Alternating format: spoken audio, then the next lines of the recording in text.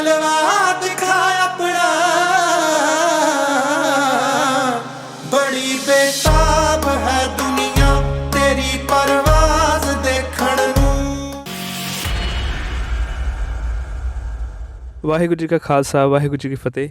ਤੁਹਾਡਾ ਸਾਰਿਆਂ ਦਾ ਸਾਡੇ ਨਵੇਂ ਇਸ ਪੋਡਕਾਸਟ ਦੇ ਉੱਤੇ ਸਵਾਗਤ ਹੈ ਜੀ। ਆਪਾਂ ਬਹੁਤ ਵਾਰੀ ਜਿੱਦਾਂ ਅੱਜ ਦੇ ਟਾਈਮ ਦੇ ਵਿੱਚ ਜਦੋਂ ਇੰਟਰਨੈੱਟ ਹੁਣ ਯੂਜ਼ ਕਰਦੇ ਹਾਂ ਨਾ, ਅਤੇ ਸੋਸ਼ਲ ਮੀਡੀਆ 'ਤੇ ਵੀ ਬਹੁਤ ਇਹ ਨਾਮ ਸੁਣਨ 'ਚ ਆਉਂਦਾ ਮੈਟ੍ਰਿਕਸ। ਇਹਦਾ ਲਿੰਕ ਜੋੜਿਆ ਜਾਂਦਾ ਕਿ ਜਿਹੜੀ ਮੈਟ੍ਰਿਕਸ ਮੂਵੀ ਆਈ ਸੀ, ਤੁਹਾਡੇ ਇਹਦੇ ਬਾਰੇ ਕੀ ਮਤਲਬ ਕਿ ਖਿਆਲ ਆ?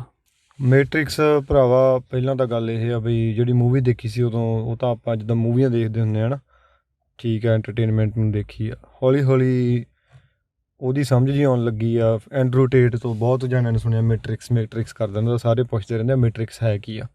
ਸਾਰਿਆਂ ਦੇ ਦਿਮਾਗ 'ਚ ਕੁਐਸਚਨ ਆਉਂਦਾ ਮੈਟ੍ਰਿਕਸ ਹੈ ਕੀ ਆ। ਜਦੋਂ ਤੁਸੀਂ ਦੇਖਦੇ ਹੋ ਮੈਟ੍ਰਿਕਸ ਜਿਹੜਾ ਇੱਕ ਸਿਸਟਮ ਬਣਿਆ ਹੋਇਆ ਕਿਸੇ ਨੇ, ਠੀਕ ਹੈ ਜੀ, ਉਹਦੇ ਵਿੱਚ ਉਹ ਬੰਦੇ ਉਹ ਸਿਸਟਮ ਦੇ ਅਧੀਨ ਚੱਲਦੇ ਪਏ ਆ।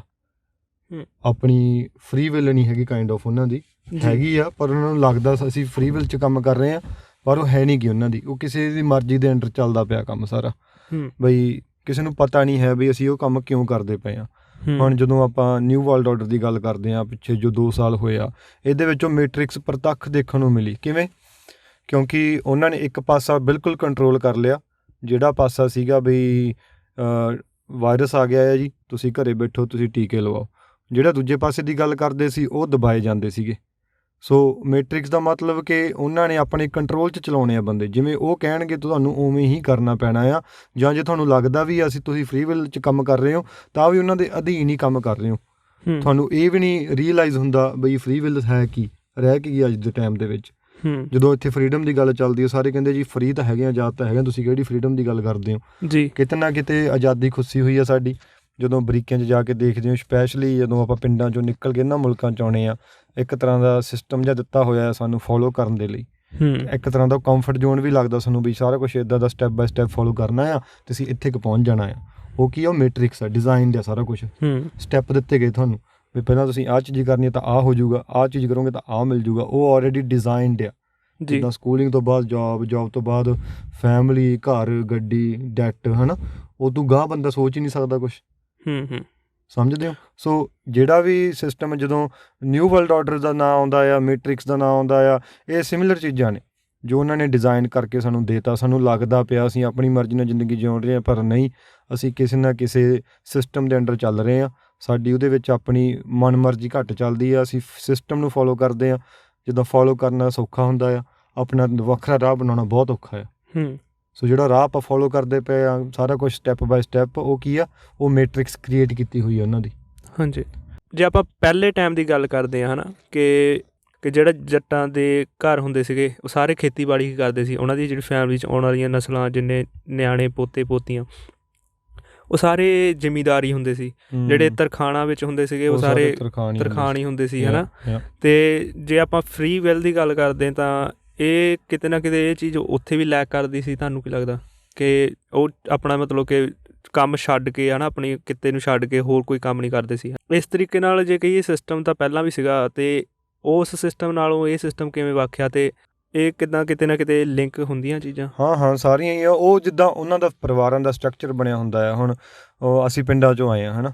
ਉਹ ਪਿੰਡਾਂ ਦੇ ਵਿੱਚ ਜਿਹੜਾ ਮਿਸਤਰੀ ਦਾ ਮੁੰਡਾ, ਅਤੇ ਜਿਹੜਾ ਮਿਸਤਰੀ ਨੂੰ ਹੁੰਦਾ ਵੀ ਜਿਹੜਾ ਸਾਡਾ ਮੁੰਡਾ ਉਹ ਮਿਸਤਰੀ ਹੀ ਬਣੇ ਵਧੀਆ, ਲੱਕੜ ਦਾ ਕੰਮ ਕਰਦਾ, ਉਹ ਉਹਨੂੰ ਸਿਖਾਉਂਦਾ, ਕੰਮ 'ਤੇ ਲੈ ਕੇ ਜਾਂਦਾ, ਉਹਨੂੰ ਹੁੰਦਾ ਮੇਰੀ ਜਿਹੜੀ ਕਲਾ ਇਹਦੇ ਕੋਲ ਆਵੇ, ਹੈ ਨਾ। ਅਤੇ ਉਹ ਬੰਦੇ ਸੌਖੇ ਵੀ ਦੇਖੇ ਆ ਮੈਂ, ਜਿਹੜੇ ਆਪਣੀ ਮਰਜ਼ੀ ਨਾਲ ਲੱਗੇ ਹੋਏ ਆ, ਸ਼ੌਂਕ 'ਚ ਜਿਹੜੇ ਕਰਦੇ ਆ। ਜਿਹਨਾਂ ਨੂੰ ਨਹੀਂ ਇੰਟਰਸਟ ਰਹਿੰਦਾ, ਉਹ ਜ਼ਿਆਦਾ ਚਿਰ ਕਰ ਵੀ ਨਹੀਂ ਸਕਦੇ, ਉਹ ਬਾਗੀ ਹੋ ਜਾਂਦੇ ਉਹ ਤੋਂ, ਠੀਕ ਆ। ਉਹ 'ਚੋਂ ਤੋੜਦੇ ਉਸ ਚੀਜ਼ ਨੂੰ।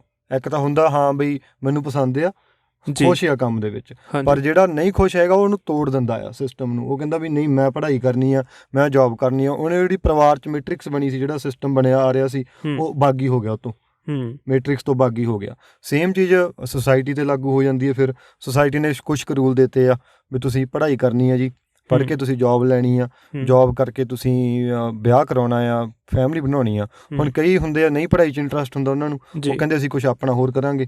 ਉਹਦੇ ਵਿੱਚੋਂ ਮੈਂ ਕਹਿੰਦਾ ਵੀ ਬੰਦੇ ਬਿਜ਼ਨਸ ਵਾਲੇ ਪਾਸੇ ਵੀ ਜਾਂਦੇ ਆ, ਆਪਣੇ ਕਾਰੋਬਾਰ ਖੜ੍ਹੇ ਕਰ ਲੈਂਦੇ ਆ, ਜਾਂ ਪਰਦੇਸੀ ਵਗ ਜਾਂਦੇ ਆ, ਠੀਕ ਆ। ਉਹ ਤੋੜ ਦਿੰਦੇ ਆ ਸਿਸਟਮ ਵਿੱਚੋਂ, ਕਹਿੰਦੇ ਨਹੀਂ, ਅਸੀਂ ਸਾਨੂੰ ਪੜ੍ਹਾਈ ਦੀ ਲੋੜ ਨਹੀਂ ਹੈ।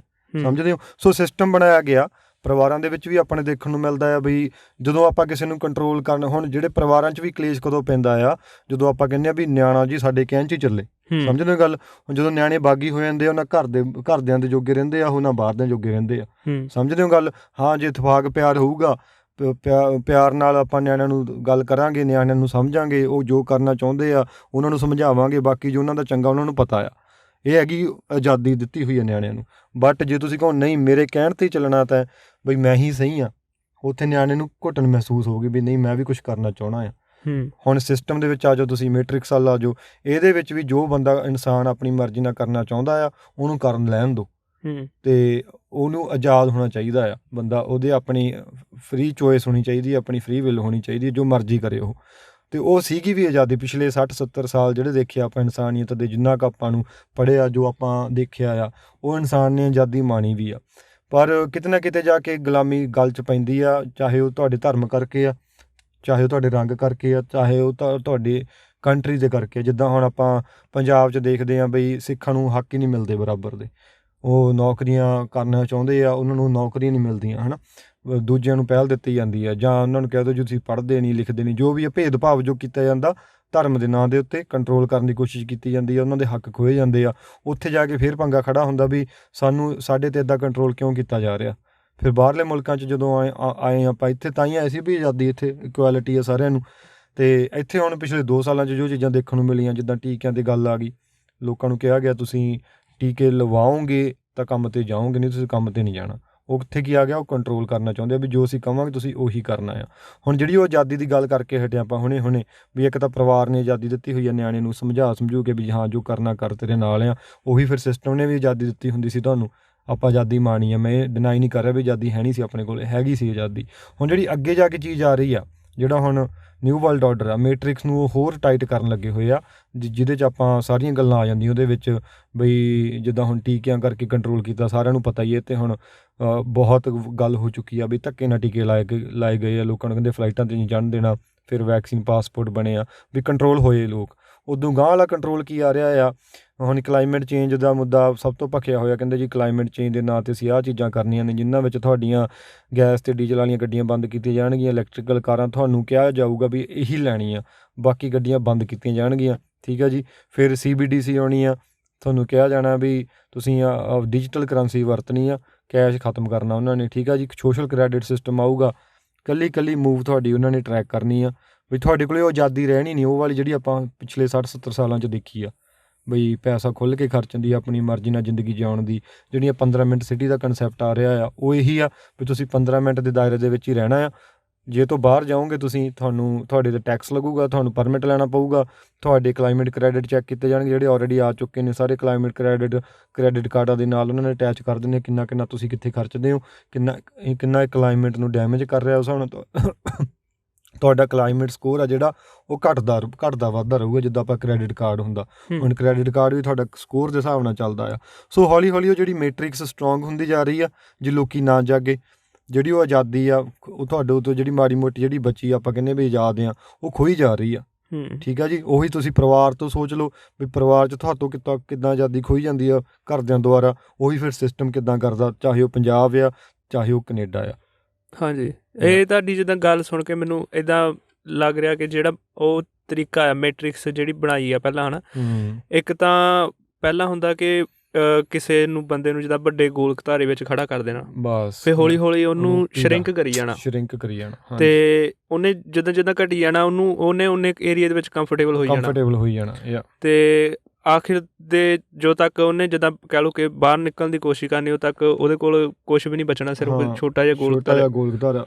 ਇਹ ਸਾਡੇ ਨਾਲ ਹੋਈ ਆ। ਦੇਖੋ ਪੰਜਾਬ ਨਾਲ ਕੀ ਹੋਇਆ, ਜਦੋਂ ਆਪਣਾ ਪੰਜਾਬ ਮਹਾਂਪੰਜਾਬ ਹੁੰਦਾ ਸੀ ਆਜ਼ਾਦੀ ਤੋਂ ਪਹਿਲਾਂ, ਕਿੱਡਾ ਵੱਡਾ ਹੁੰਦਾ ਸੀਗਾ ਜੀ, ਠੀਕ ਆ ਜੀ। ਉਹਨਾਂ ਨੇ ਦੇਖਿਆ ਬਈ ਮੇਨ ਮੈਂ ਕਹਿੰਦਾ ਵੀ ਜਿਹੜੀ ਦੇਸ਼ ਦੀ ਵੰਡ ਹੋਈ ਆ, ਉਹ ਪੰਜਾਬ ਦੀ ਤਾਕਤ ਘਟਾਉਣ ਲਈ ਕੀਤੀ ਗਈ ਸੀਗੀ, ਕਿਉਂਕਿ ਪੰਜਾਬ ਹੀ ਸੀ ਇਕੱਲਾ ਜਿਹੜਾ ਅੱਧੋ ਅੱਧ ਹੋ ਗਿਆ, ਅੱਧੋ ਅੱਧ ਪੰਜਾਬ ਸਾਡਾ ਪਾਕਿਸਤਾਨ 'ਚ ਆ। ਫਿਰ ਜਦੋਂ ਇੱਧਰ ਫਿਰ ਮੋਰਚਾ ਲਾਇਆ ਉਹਨਾਂ ਨੇ ਵੀ ਸਾਡਾ ਪੰਜਾਬੀ ਸੂਬਾ ਦਿਓ, ਉਹ ਦੇਖੋ ਪੰਜਾਬ ਨੂੰ ਹੋਰ ਵੰਡਤਾ ਉਹਨਾਂ ਨੇ, ਠੀਕ ਆ ਜੀ। ਫਿਰ ਉਹਨਾਂ ਨੇ ਹਰਿਆਣਾ ਖੋਲ੍ਹਿਆ, ਫਿਰ ਉਹਨਾਂ ਚੰਡੀਗੜ੍ਹ ਵੀ ਹੁਣ ਪੰਜਾਬ ਕੋਲ ਨਹੀਂ ਹੈਗਾ ਪ੍ਰੋਪਰ। ਹੁਣ ਗਾਂਹ ਜਾ ਕੇ ਸਿੰਗਰਾਂ ਨੇ ਕੀ ਕਰਤਾ, ਮਾਲਵਾ ਮਾਝਾ ਦੁਆਬਾ ਬਣਾਤਾ ਵਿੱਚ, ਉਹ ਮਾਲਵੇ ਵਾਲੇ ਆਪਣੇ ਮਾਣ ਕਰੀ ਜਾਂਦੇ, ਮਾਝੇ ਵਾਲੇ ਆਪਣੇ 'ਤੇ ਮਾਣ ਕਰੀ ਜਾਂਦੇ ਆ, ਠੀਕ ਆ। ਸੋ ਉਹ ਵਿੱਚ ਦੀ ਵਿੱਚ ਤਾਂ ਵੰਡੀਆਂ ਪਈ ਜਾਂਦੀਆਂ ਨੇ, ਅਤੇ ਉਹ ਲੋਕਾਂ ਨੂੰ ਰੀਅਲਾਈਜ਼ ਨਹੀਂ ਹੋ ਰਿਹਾ ਬਈ ਇਹ ਕੀ ਚੀਜ਼ ਆ। ਸੇਮ ਚੀਜ਼ ਮੈਟ੍ਰਿਕਸ ਕਰਦੀ ਪਈ ਤੁਹਾਡੇ ਨਾਲ। ਪਹਿਲਾਂ ਵੱਡੇ ਪਿੰਜਰੇ 'ਚ ਰੱਖਿਆ ਗਿਆ ਸੀ ਸਾਨੂੰ, ਬਈ ਖੁੱਲ੍ਹੀ ਅਸੀਂ ਆਜ਼ਾਦੀ ਮਾਣਦੇ ਸੀ, ਆਪਣਾ ਪੜ੍ਹ ਲਿਖ ਗਏ ਜੀ, ਵਧੀਆ ਬਾਹਰ ਚਲੇ ਗਏ, ਆਹ ਕੰਮ ਕਰ ਲਏ, ਵੀ ਪੈਸੇ ਦੀ ਆਜ਼ਾਦੀ ਸੀਗੀ।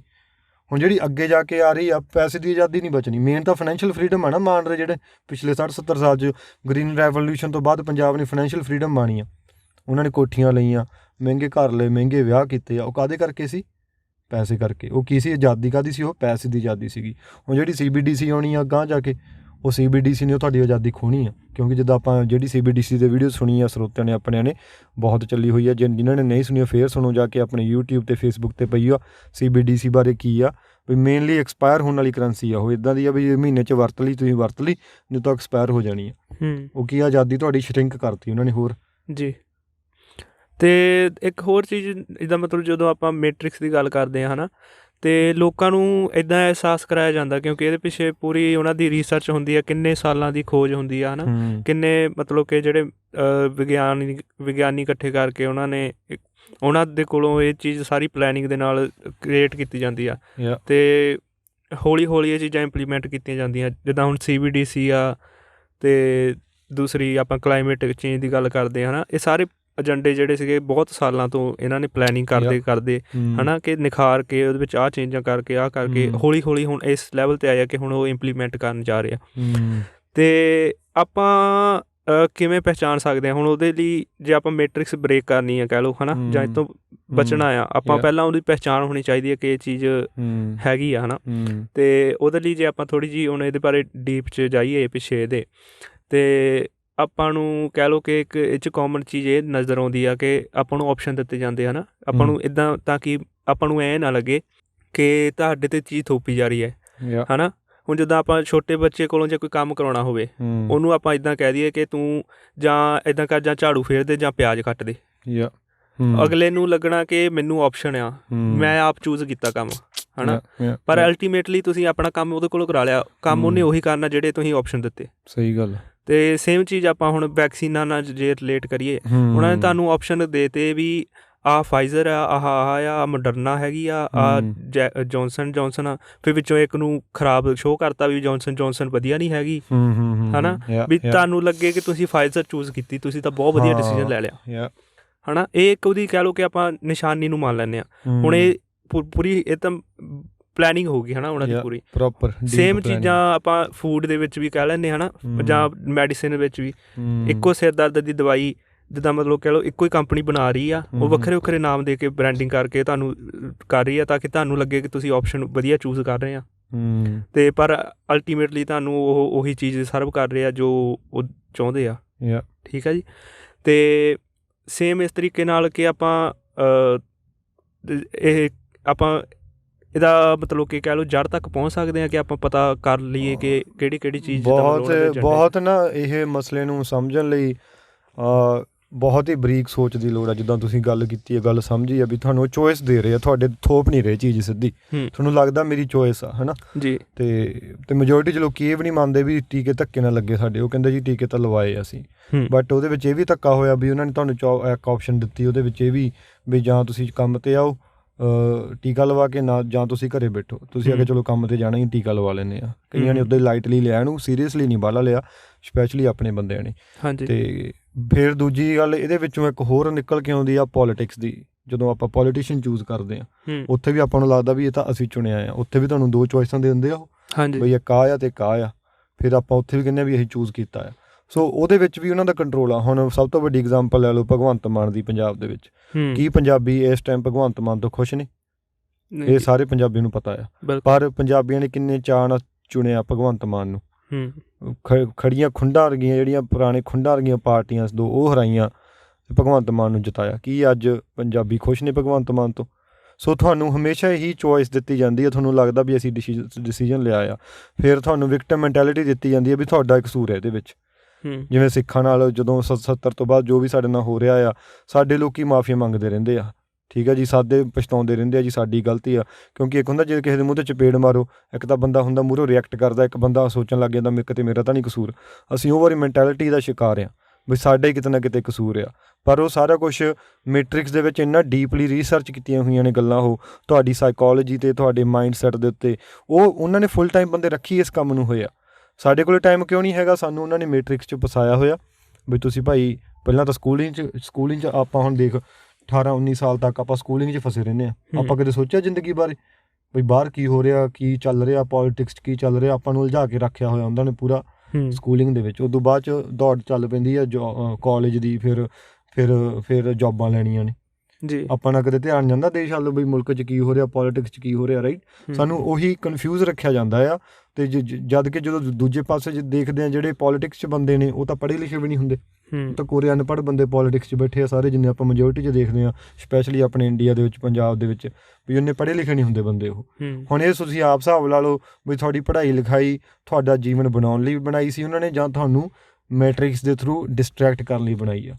ਉਹ ਜਿਹੜੇ ਪ੍ਰਾਈਮ ਏਜ ਹੁੰਦੀ ਆ ਆਪਣੀ ਜ਼ਿੰਦਗੀ ਦੀ, ਜਿਹੜੇ ਆਪਣੀ ਕਹਿ ਲਓ ਬਈ ਜਿੱਥੇ ਸਾਡਾ ਦਿਮਾਗ ਕ੍ਰਿਟੀਕਲ ਥਿੰਕਿੰਗ ਕੰਮ ਕਰਨੀ ਚਾਹੀਦੀ ਸੀ, ਜਿੱਥੇ ਅਸੀਂ ਨਵੇਂ ਸੋਲਿਊਸ਼ਨ ਲੈ ਕੇ ਆਉਣੇ ਸੀ, ਜਿੱਥੇ ਅਸੀਂ ਸਮਾਜ ਦੀ ਚੰਗੀ ਸਿਰਜਣਾ ਕਰਨੀ ਸੀ, ਸਾਡਾ ਉਹ ਸਾਰਾ ਟਾਈਮ ਇਹਨਾਂ ਨੇ ਸਕੂਲਿੰਗ ਦੇ ਸਟੂਪਰ ਜਿਹੇ ਟੌਪਿਕ ਪੜ੍ਹਾ ਕੇ ਸਾਨੂੰ, ਜਿਹੜੇ ਸਾਨੂੰ ਅੱਜ ਕਿਤੇ ਵੀ ਜ਼ਿੰਦਗੀ 'ਚ ਲਾਗੂ ਨਹੀਂ ਹੁੰਦੇ, ਸਾਡੇ ਇਹਨਾਂ ਨੇ ਉਹ ਬਰਬਾਦ ਕੀਤਾ ਸਮਾਂ ਜੀ। ਸਾਡੀ ਕ੍ਰਿਟੀਕਲ ਥਿੰਕਿੰਗ ਹੁਣ ਬਹੁਤ ਘੱਟ ਹੁੰਦੇ ਆ ਸਕੂਲਿੰਗ ਤੋਂ ਬਾਅਦ ਜਿਹੜੇ ਆਪਣਾ ਦਿਮਾਗ ਲਾਉਂਦੇ ਆ। ਮੈਜੋਰਟੀ 'ਚ ਲੋਕ ਚੱਕ ਲੈਂਦੇ ਆ ਸਿਰ 'ਤੇ ਪੜ੍ਹਾਈ ਆਪਣੀ। ਇੰਜੀਨੀਅਰ ਕਹੂਗਾ ਮੈਂ ਇੰਜੀਨੀਅਰ ਹਾਂ, ਡਾਕਟਰ ਕਹੂਗਾ ਮੈਂ ਡਾਕਟਰ ਹਾਂ, ਠੀਕ ਆ, ਟੀਚਰ ਕਹੂਗਾ ਮੈਂ ਟੀਚਰ ਹਾਂ। ਉਹ ਆਪਣਾ ਅਸਲ ਭੁੱਲ ਹੀ ਜਾਂਦੇ ਵੀ ਅਸਲ 'ਚ ਅਸੀਂ ਹੈ ਕੌਣ ਆ। ਉਹ ਆਪਣੇ ਆਪ ਨੂੰ ਪੜ੍ਹਾਈ ਦੇ ਨਾਲ ਆਈਡੈਂਟੀਫਾਈ ਕਰਨ ਲੱਗ ਜਾਂਦੇ ਆ। ਸੋ ਉਹਦੇ ਵਿੱਚ ਫਿਰ ਜਦੋਂ ਤੁਸੀਂ ਉਹ ਸਾਰਾ ਮੰਨ ਲੈਂਦੇ ਹੋ ਸਿਸਟਮ ਉਹਨਾਂ ਦਾ, ਪੜ੍ਹਾਈ ਲਿਖਾਈ ਨਾਲ ਉਹਨਾਂ ਦੀ ਮੈਟ੍ਰਿਕਸ ਉੱਥੇ ਕਾਮਯਾਬ ਹੋ ਜਾਂਦੀ ਆ। ਫਿਰ ਤੁਸੀਂ ਇਕੱਲੀ ਚੀਜ਼ ਨੂੰ ਜਸਟੀਫਾਈ ਕਰਦੇ ਹੋ। ਪੋਲੀਟਿਕਸ ਨੂੰ ਵੀ ਤੁਸੀਂ ਜਸਟੀਫਾਈ ਕਰਦੇ ਹੋ ਆਪਣੀ ਪੜ੍ਹਾਈ ਦੇ ਅਕੋਰਡਿੰਗ। ਇਨਫਲੇਸ਼ਨ ਆ ਗਈ, ਰਿਸੈਸ਼ਨ ਆ ਗਈ, ਉਹਨੂੰ ਵੀ ਤੁਸੀਂ ਆਪਣੀ ਪੜ੍ਹਾਈ ਲਿਖਾਈ ਦੇ ਨਾਲ ਜਸਟੀਫਾਈ ਕਰਦੇ ਹੋ ਬਈ ਜੀ ਇੱਦਾਂ ਹੀ ਹੁੰਦਾ ਆ। ਕਿਉਂ ਇੱਦਾਂ ਹੁੰਦਾ ਆ? ਕਿਉਂਕਿ ਪੜ੍ਹਾਇਆ ਗਿਆ ਸੀ ਤੁਹਾਨੂੰ ਉਹਨਾਂ ਨੇ, ਸਮਝਦੇ ਹੋ? ਸੋ ਇਕੱਲਾ ਫੈਕਟਰ ਤੁਹਾਡਾ ਜਿੱਦਾਂ ਮੈਟ੍ਰਿਕਸ ਇਹੀ ਆ ਵੀ ਤੁਹਾਡੀ ਚੋਇਸ ਵੀ ਕੰਟਰੋਲ 'ਚ ਆ ਉਹਨਾਂ ਦੇ। ਤੀਜੀ ਦਾ ਚੋਇਸ ਹੀ ਨਹੀਂ ਹੈ ਤੁਹਾਨੂੰ। ਸੋ ਬਹੁਤ ਹੀ ਰੇਅਰ ਬੰਦਾ ਹੋਊਗਾ ਜਿਹੜਾ ਆਊਟ ਆਫ ਦਾ ਬਾਕਸ ਸੋਚੂਗਾ, ਕਿਉਂਕਿ ਸਕੂਲਾਂ 'ਚ ਕੀ ਦੱਸਿਆ ਜਾਂਦਾ, ਇੱਕ ਕੁਐਸਚਨ ਹੁੰਦਾ, 4 ਉਹਦੇ ਆਨਸਰ ਹੁੰਦੇ, ਉਹਨਾਂ 'ਚੋਂ ਇੱਕ ਸਹੀ ਹੁੰਦਾ, ਬਸ ਇੱਕ ਹੀ ਸਹੀ ਹੁੰਦਾ ਆ। ਅਤੇ ਤੁਸੀਂ ਆਪਣੇ ਦਿਮਾਗ ਨਾਲ ਨਹੀਂ ਕੋਈ ਆਨਸਰ ਲਿਆ ਸਕਦੇ, ਜਿਹੜਾ ਲਿਖਿਆ ਆ ਉਹੀ ਸਹੀ ਆ, ਉਹਦੇ ਅਕੋਰਡਿੰਗ ਤੁਹਾਨੂੰ ਮਾਰਕ ਮਿਲਣੇ ਆ। ਉੱਥੇ ਜਾ ਕੇ ਵੀ ਦੇਖੋ ਤੁਹਾਡੀ ਕ੍ਰਿਟੀਕਲ ਥਿੰਕਿੰਗ ਡੈਡ ਕੀਤੀ ਜਾਂਦੀ ਹੈ ਵੀ ਤੁਸੀਂ ਆਊਟ ਆਫ ਦਾ ਬਾਕਸ ਨਹੀਂ ਸੋਚਣਾ, ਤੁਸੀਂ ਬਸ ਇੱਕ ਲੇਨ 'ਚ ਰਹਿਣਾ, ਇੱਕ ਬਾਕਸ 'ਚ ਰਹਿਣਾ ਆ ਅਤੇ ਉੱਧਰ ਨਹੀਂ ਤੁਰਨਾ ਆ। ਪਰ ਬਹੁਤ ਘੱਟ ਬੰਦੇ ਨੇ ਜਿਹੜੇ ਇਸ ਤੋਂ ਬਾਗੀ ਹੋ ਕੇ ਚੱਲਦੇ ਨੇ, ਅਤੇ ਜਿਨ੍ਹਾਂ ਨੇ ਫਿਰ ਬਦਲਾਅ ਵੀ ਲਿਆਂਦੇ ਆ ਸਮਾਜ 'ਚ ਬਹੁਤ ਵੱਡੇ ਅਤੇ ਬਹੁਤ ਨਾਂ ਆਉਂਦੇ ਉਹਦੇ ਵਿੱਚ, ਪੜ੍ਹੇ ਲਿਖਿਆਂ ਦੇ ਵੀ ਨਾਂ ਆਉਂਦੇ ਆ ਅਤੇ ਅਨਪੜ੍ਹਾਂ ਦੇ ਵੀ ਨਾਂ ਆਉਂਦੇ ਆ।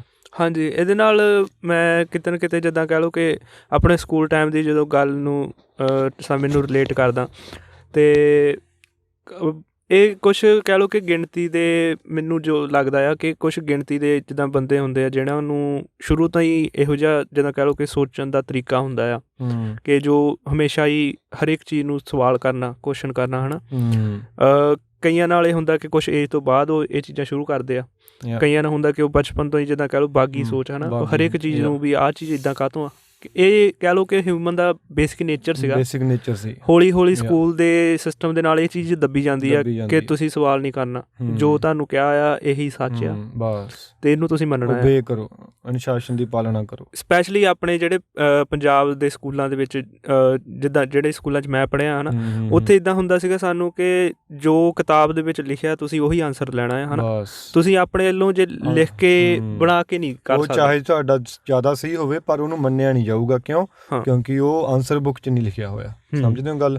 ਉੱਥੇ ਤੁਹਾਡੀ ਜਿਹੜੀ ਕ੍ਰਿਟੀਕਲ ਥਿੰਕਿੰਗ ਆ, ਤੁਹਾਡੀ ਕ੍ਰੀਏਟੀਵਿਟੀ ਆ, ਉਹ ਡੈਡ ਕੀਤੀ ਜਾਂਦੀ ਆ ਜੀ। ਸੋ ਸਕੂਲਿੰਗ ਸਿਸਟਮ ਹੀ ਮੈਟ੍ਰਿਕਸ ਦਾ ਹਿੱਸਾ ਆ ਸਾਰਾ, ਅਤੇ ਇਹਦੇ ਵਿੱਚ ਸਮਝਣੀਆਂ ਪੈਣੀਆਂ ਨੇ ਗੱਲਾਂ ਵੀ ਮੈਟ੍ਰਿਕਸ ਕੀ ਆ, ਵੀ ਜੋ ਵੀ ਡਿਜ਼ਾਈਨ ਕੀਤਾ ਤੁਸੀਂ ਫੋਲੋ ਕਰ ਰਹੇ ਹੋ ਸਿਸਟਮ ਦੇ ਥਰੂ, ਚਾਹੇ ਉਹ ਮੇਨ ਸਟ੍ਰੀਮ ਮੀਡੀਆ, ਚਾਹੇ ਉਹ ਫਿਲਮਾਂ ਨੂੰ ਦੇਖ ਕੇ ਪ੍ਰਭਾਵਿਤ ਹੁੰਦੇ ਆ, ਚਾਹੇ ਉਹ ਪੋਲੀਟੀਸ਼ੀਅਨ ਆ ਜਾਂਦੇ ਆ, ਚਾਹੇ ਉਹ ਬੈਂਕਿੰਗ ਆ ਜਾਂਦੀ ਆ, ਵੀ ਉਹਨਾਂ ਦੇ ਅਕੋਰਡਿੰਗ ਜਿੱਥੇ ਤੁਹਾਨੂੰ ਚੱਲਣਾ ਪੈ ਰਿਹਾ ਉਹ ਮੈਟ੍ਰਿਕਸ ਆ, ਜਿੱਥੇ ਤੁਸੀਂ ਆਪਣੀ ਮਨਮਰਜ਼ੀ ਨਾਲ ਜਿਉ ਰਹੇ ਹੋ। ਹੁਣ ਮੈਟ੍ਰਿਕਸ ਤੋਂ ਤੋੜ ਕੇ ਜਿਉਣਾ ਕੀ ਆ? ਜਾਂ ਤਾਂ ਇੰਨੇ ਅਮੀਰ ਹੋ ਜਾਓ ਕਿ ਤੁਸੀਂ ਕਿਸੇ ਦੀ ਮੰਨੋ ਹੀ ਨਾ, ਜਿੱਦਾਂ ਉਹ ਕਹਿੰਦੇ ਜਾਂ ਤਾਂ ਇੱਦਾਂ ਤੁਰੋ ਵੀ ਤੁਸੀਂ ਰਾਜੇ ਹੋ, ਜਾਂ ਇੱਦਾਂ ਤੁਰੋ ਬਈ ਤੁਸੀਂ ਕਿਸੇ ਰਾਜੇ ਨੂੰ ਨਹੀਂ ਮੰਨਦੇ, ਠੀਕ ਆ। ਸੋ ਜਾਂ ਤਾਂ ਤੁਹਾਡੇ ਕੋਲ ਪੈਸਾ ਇੰਨਾ ਆ ਜਾਵੇ ਬਈ ਤੁਸੀਂ ਕਹੋ ਵੀ ਕਿਸੇ ਲੱਲੀ ਛੱਲੀ ਨੂੰ ਅਸੀਂ ਨਹੀਂ ਮੰਨਦੇ, ਮੰਤਰੀਆਂ ਨੂੰ, ਕਿਸੇ ਸਿਸਟਮ ਨੂੰ ਨਹੀਂ ਮੰਨਦੇ, ਜਿੱਦਾਂ ਐਂਡਰੂ ਟੇਟ ਦੀ ਗੱਲ ਆਉਂਦੀ ਆ। ਪਰ ਉਹ ਵੀ ਕਿਤੇ ਨਾ ਕਿਤੇ ਜਾ ਕੇ ਮੈਟ੍ਰਿਕਸ ਦੇ ਵਿੱਚ ਬੰਦਾ ਫਸ ਜਾਂਦਾ, ਜਿਵੇਂ ਐਂਡਰੂ ਟੇਟ ਦੀ ਐਗਜ਼ਾਮਪਲ ਸਭ ਤੋਂ ਵੱਡੀ ਆ। ਦੂਜੀ ਫਿਰ ਜਿਹੜੀ ਨਿਹੰਗ ਸਿੰਘਾਂ ਵਾਲਾ ਬਿਰਤੀ ਆ, ਉਹ ਕਿਸੇ ਨੂੰ ਨਹੀਂ ਮੰਨਦੇ। ਪਰ ਜਿਹੜੇ ਅੱਜ ਦੇ ਨਿਹੰਗ ਸਿੰਘ ਆ, ਜਿਹੜੇ ਆਪਣੇ ਇਹਨਾਂ ਨੇ ਕੌਂਸਟੀਟਿਊਸ਼ਨ ਦੇ ਵਿੱਚੋਂ ਲਏ ਹੋਏ ਨੇ ਹੱਕ ਆਪਣੇ, ਵੀ ਅਸੀਂ ਟ੍ਰੇਨ 'ਤੇ ਫ੍ਰੀ ਸਫ਼ਰ ਕਰਨਾ, 5 ਅਸੀਂ ਸ਼ਸਤਰ ਪਹਿਨ ਕੇ ਜਾ ਸਕਦੇ ਹਾਂ, ਹੋਰ ਵੀ ਕਾਫੀ ਮੰਗਾਂ ਮਨਵਾਈਆਂ ਹੋਈਆਂ ਨੇ, ਉਹ ਵੀ ਕਿਤੇ ਨਾ ਕਿਤੇ ਮੈਟ੍ਰਿਕਸ 'ਚ ਫਸ ਜਾਂਦੇ ਨੇ। ਪਰ ਮੈਂ ਕਹਿੰਦਾ ਉਹ ਵੀ ਨਿਹੰਗ ਸਿੰਘ ਹੈਗੇ ਜਿਹੜੇ ਬਿਲਕੁਲ ਆਜ਼ਾਦ ਨੇ, ਜਿਹੜੇ ਕਹਿੰਦੇ ਅਕਾਲ ਕੇ ਅਧੀਨ ਆ, ਜਿੱਥੇ ਖੜੇ ਆ ਖਾਲਸੇ ਦਾ ਹੀ ਰਾਜ ਆ ਬਈ, ਸਾਡਾ ਕਿਸੇ ਦਾ ਡਰ ਨਹੀਂ, ਕਿਸੇ ਦਾ ਭੈ ਨਹੀਂ, ਕਿਸੇ ਦੇ ਹੁਕਮ 'ਚ ਨਹੀਂ ਚੱਲਣਾ, ਅਸੀਂ ਆਪਣਾ ਸੁਤੰਤਰ ਹੋ ਕੇ ਜਿਉਣਾ ਆ। ਹੁਣ ਸੁਤੰਤਰ ਹੋ ਕੇ ਕਿਵੇਂ ਜਿਉਵੋਗੇ? ਮੈਟ੍ਰਿਕਸ ਤੋਂ ਬਿਨਾਂ ਕਿਵੇਂ ਜਿਉ ਸਕਦੇ ਹੋ? ਇੱਕ ਤਾਂ ਤੁਹਾਡੇ ਸਿਰ 'ਤੇ ਕਰਜ਼ਾ ਨਹੀਂ ਹੈ ਕੋਈ, ਠੀਕ ਆ, ਤੁਸੀਂ ਕਿਸੇ ਦੇ ਅਧੀਨ ਕੰਮ ਨਹੀਂ ਕਰ ਰਹੇ। ਹੁਣ ਜਿੱਦਾਂ ਆਪਾਂ ਉਹ ਆਪਣੇ ਪੰਜਾਬ ਦੀ ਕਹਾਵਤ ਆ, ਉੱਤਮ ਖੇਤੀ ਮੱਧ ਵਪਾਰ ਨਿਖਿੱਧ ਚਾਕਰੀ, ਹੈ ਨਾ। ਸੋ ਉੱਤਮ ਖੇਤੀ ਆ। ਹੁਣ ਜਿਹੜੇ ਆਪਾਂ ਖੇਤਾਂ 'ਚ ਜਿੱਥੋਂ ਕੱਢਿਆ ਗਿਆ ਆਪਾਂ ਨੂੰ, ਉਹ ਮੈਟ੍ਰਿਕਸ ਤੋਂ ਬਾਹਰ ਸੀ ਕਿਸਾਨ, ਪਰ ਕਿਸਾਨ ਨੂੰ ਹੀ ਦੱਬਿਆ ਗਿਆ ਸਭ ਤੋਂ ਵੱਧ। ਸਭ ਤੋਂ ਵੱਧ ਮਾੜਾ ਹਾਲ ਕਿਸਾਨ ਦਾ ਹੈ, ਜਦ ਕਿ ਸਭ ਤੋਂ ਵੱਧ ਡਿਮਾਂਡ ਵਾਲੀ ਚੀਜ਼ ਕਿਸਾਨ ਉਗਾ ਰਿਹਾ। ਉੱਥੇ ਸ਼ੋਸ਼ਣ ਕਿਉਂ ਹੋਇਆ ਉਹਦਾ? ਕਿਉਂਕਿ ਉਹ ਚਲਾਕ ਨਹੀਂ ਸੀ ਬੰਦਾ, ਉਹ ਭਗਤ ਬੰਦਾ ਸੀ ਇਨਸਾਨ। ਉਹ ਜਿਹੜੇ ਚਲਾਕ ਸੀਗੇ, ਬਿਜ਼ਨਸਮੈਨ ਹੋ ਗਏ, ਆੜਤੀ ਹੋ ਗਏ, ਜੋ ਵੀ ਉੱਪਰ ਸਿਸਟਮ ਬੈਠਾ ਆ, ਉਹ ਚਲਾਕ ਸੀਗੇ। ਕਿਸਾਨ ਦੱਬ ਲਏ ਉਹਨਾਂ ਨੇ ਸਾਰੀ ਦੁਨੀਆ ਦੇ, ਜਦ ਕਿ ਸਭ ਤੋਂ ਕੀਮਤੀ ਚੀਜ਼ ਉਗਾ ਰਹੇ ਆ ਉਹ। ਹੁਣ ਕੋਈ ਕੀਮਤੀ ਚੀਜ਼ ਬਣਾ ਰਹੀ ਹੈ ਫੈਕਟਰੀ, ਉਹ ਕਦੇ ਘਾਟੇ 'ਚ ਜਾਊਗੀ? ਬਿਲਕੁਲ ਨਹੀਂ, ਕਿਉਂਕਿ ਇੱਥੇ ਹਾਂਜੀ ਸੌਰੀ ਮੈਂ ਵਿੱਚ ਡਿਸਟਰੈਕਟ ਕਰਦਾ।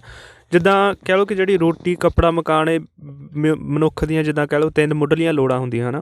ਅਤੇ ਜੇ ਕਹਿ ਲਓ ਕਿ ਇਹਨਾਂ ਦੀ ਨੀਡ ਹਮੇਸ਼ਾ ਜਿੰਨਾ ਤੱਕ ਮਨੁੱਖ ਜੀਂਦਾ, ਹੈ ਨਾ, ਇਹਨਾਂ ਦੀ ਨੀਡ ਰਹਿਣੀ ਆ, ਲੋੜ ਰਹਿਣੀ ਆ, ਹੈ ਨਾ।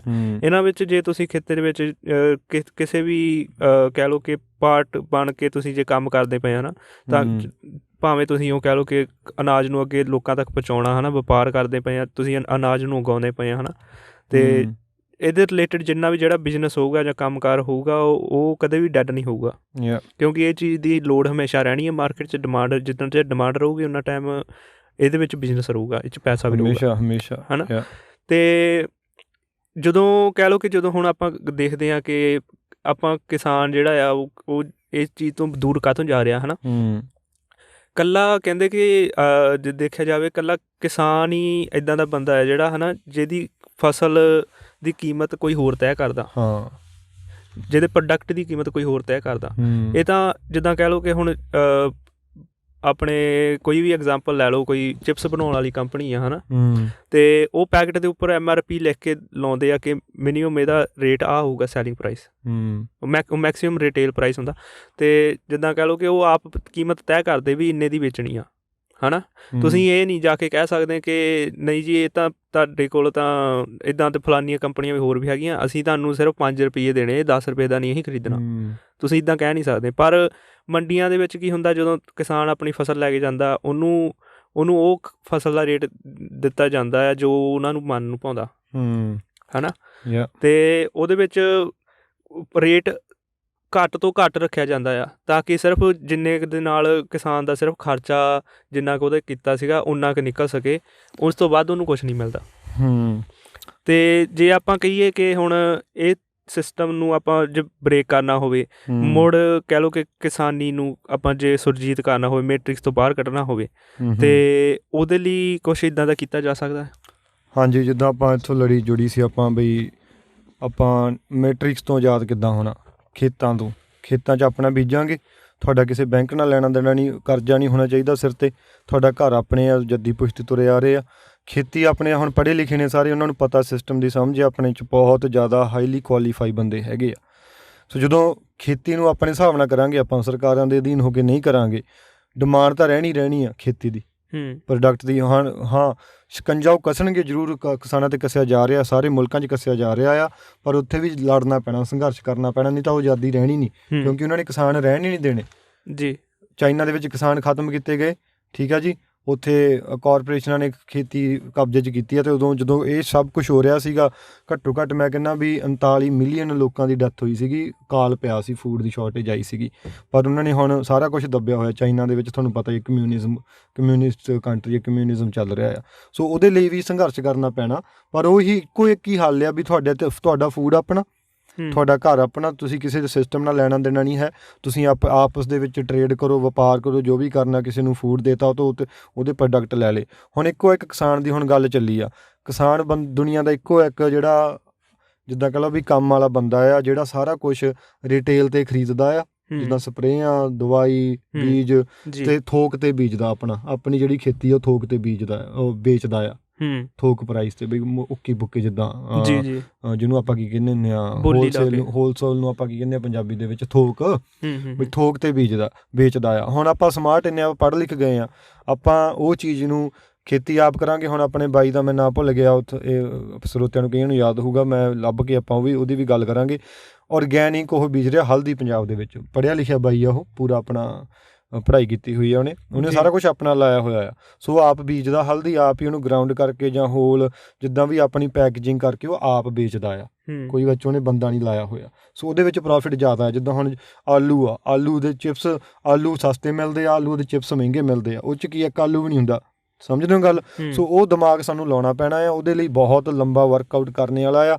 ਪਰ ਖੇਤਾਂ ਵੱਲ ਨੂੰ ਮੁੜਨਾ ਪੈਣਾ ਜੇ ਮੈਟ੍ਰਿਕਸ ਸੱਚੀ ਬ੍ਰੇਕ ਕਰਨੀ ਹੈ, ਕਿਉਂਕਿ ਫੂਡ ਉਹਨਾਂ ਨੇ ਗਾਂਹ ਜਾ ਕੇ, ਜਿੱਦਾਂ ਨਿਊ ਵਰਲਡ ਆਰਡਰ ਦੀ ਗੱਲ ਚੱਲਦੀ ਹੈ, ਮੈਟ੍ਰਿਕਸ ਉਹ ਹੋਰ ਟਾਈਟ ਕਰਦੇ ਜਾ ਰਹੇ, ਉਹਨਾਂ ਨੇ ਤੁਹਾਡੇ ਫੂਡ 'ਤੇ ਪੈਣਾ ਆ ਕੇ। ਹੁਣ ਜਿੱਦਾਂ ਬਿੱਲ ਗੇਟ ਆ, ਕਹਿੰਦੇ 2.5-3 ਲੱਖ ਉਹ ਜਿਹੜਾ ਏਕੜ ਆ ਉਹ ਇਕੱਲਾ ਵਾਹ ਰਿਹਾ ਆ ਜ਼ਮੀਨ, ਅਤੇ ਆਪਣੇ ਵਾਲੇ ਖੇਤੀ ਛੱਡ ਰਿਹਾ, ਕਹਿੰਦੇ ਖੇਤੀ 'ਚ ਹੈ ਹੀ ਕੁਛ ਨਹੀਂ।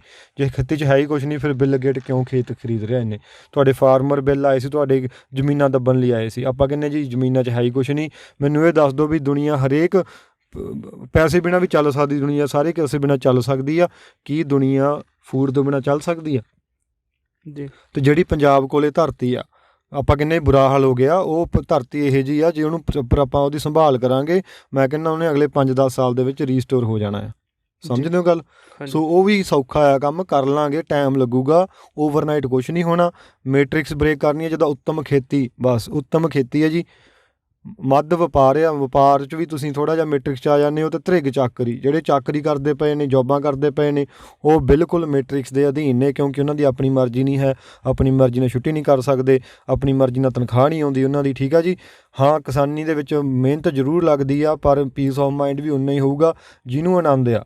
ਅਸੀਂ ਇਹ ਨਹੀਂ ਕਹਿ ਰਹੇ ਤੁਹਾਨੂੰ ਧੱਕੇ ਨਾਲ ਕਿਸਾਨੀ ਕਰੋ, ਜਿਹਨੇ ਜੋਬਾਂ 'ਚ ਆਨੰਦ ਆ ਜੋਬਾਂ 'ਚ ਆਨੰਦ ਲਓ, ਪਰ ਜਿਹੜੇ ਇੱਧਰ ਆਉਣਾ ਚਾਹੁੰਦੇ ਆ ਉਹ ਬਿਲਕੁਲ ਨਾ ਸੋਚੋ ਵੀ ਕੀ ਹੋਣਾ ਕਿਵੇਂ ਹੋਣਾ, ਆ ਕੇ ਡਟ ਜੋ ਮੈਦਾਨ ਦੇ ਵਿੱਚ, ਵੱਧ ਤੋਂ ਵੱਧ ਕੀ ਹੋ ਜਾਊਗਾ, ਫੇਲ ਹੀ ਹੋ ਜਾਂਗੇ ਨਾ।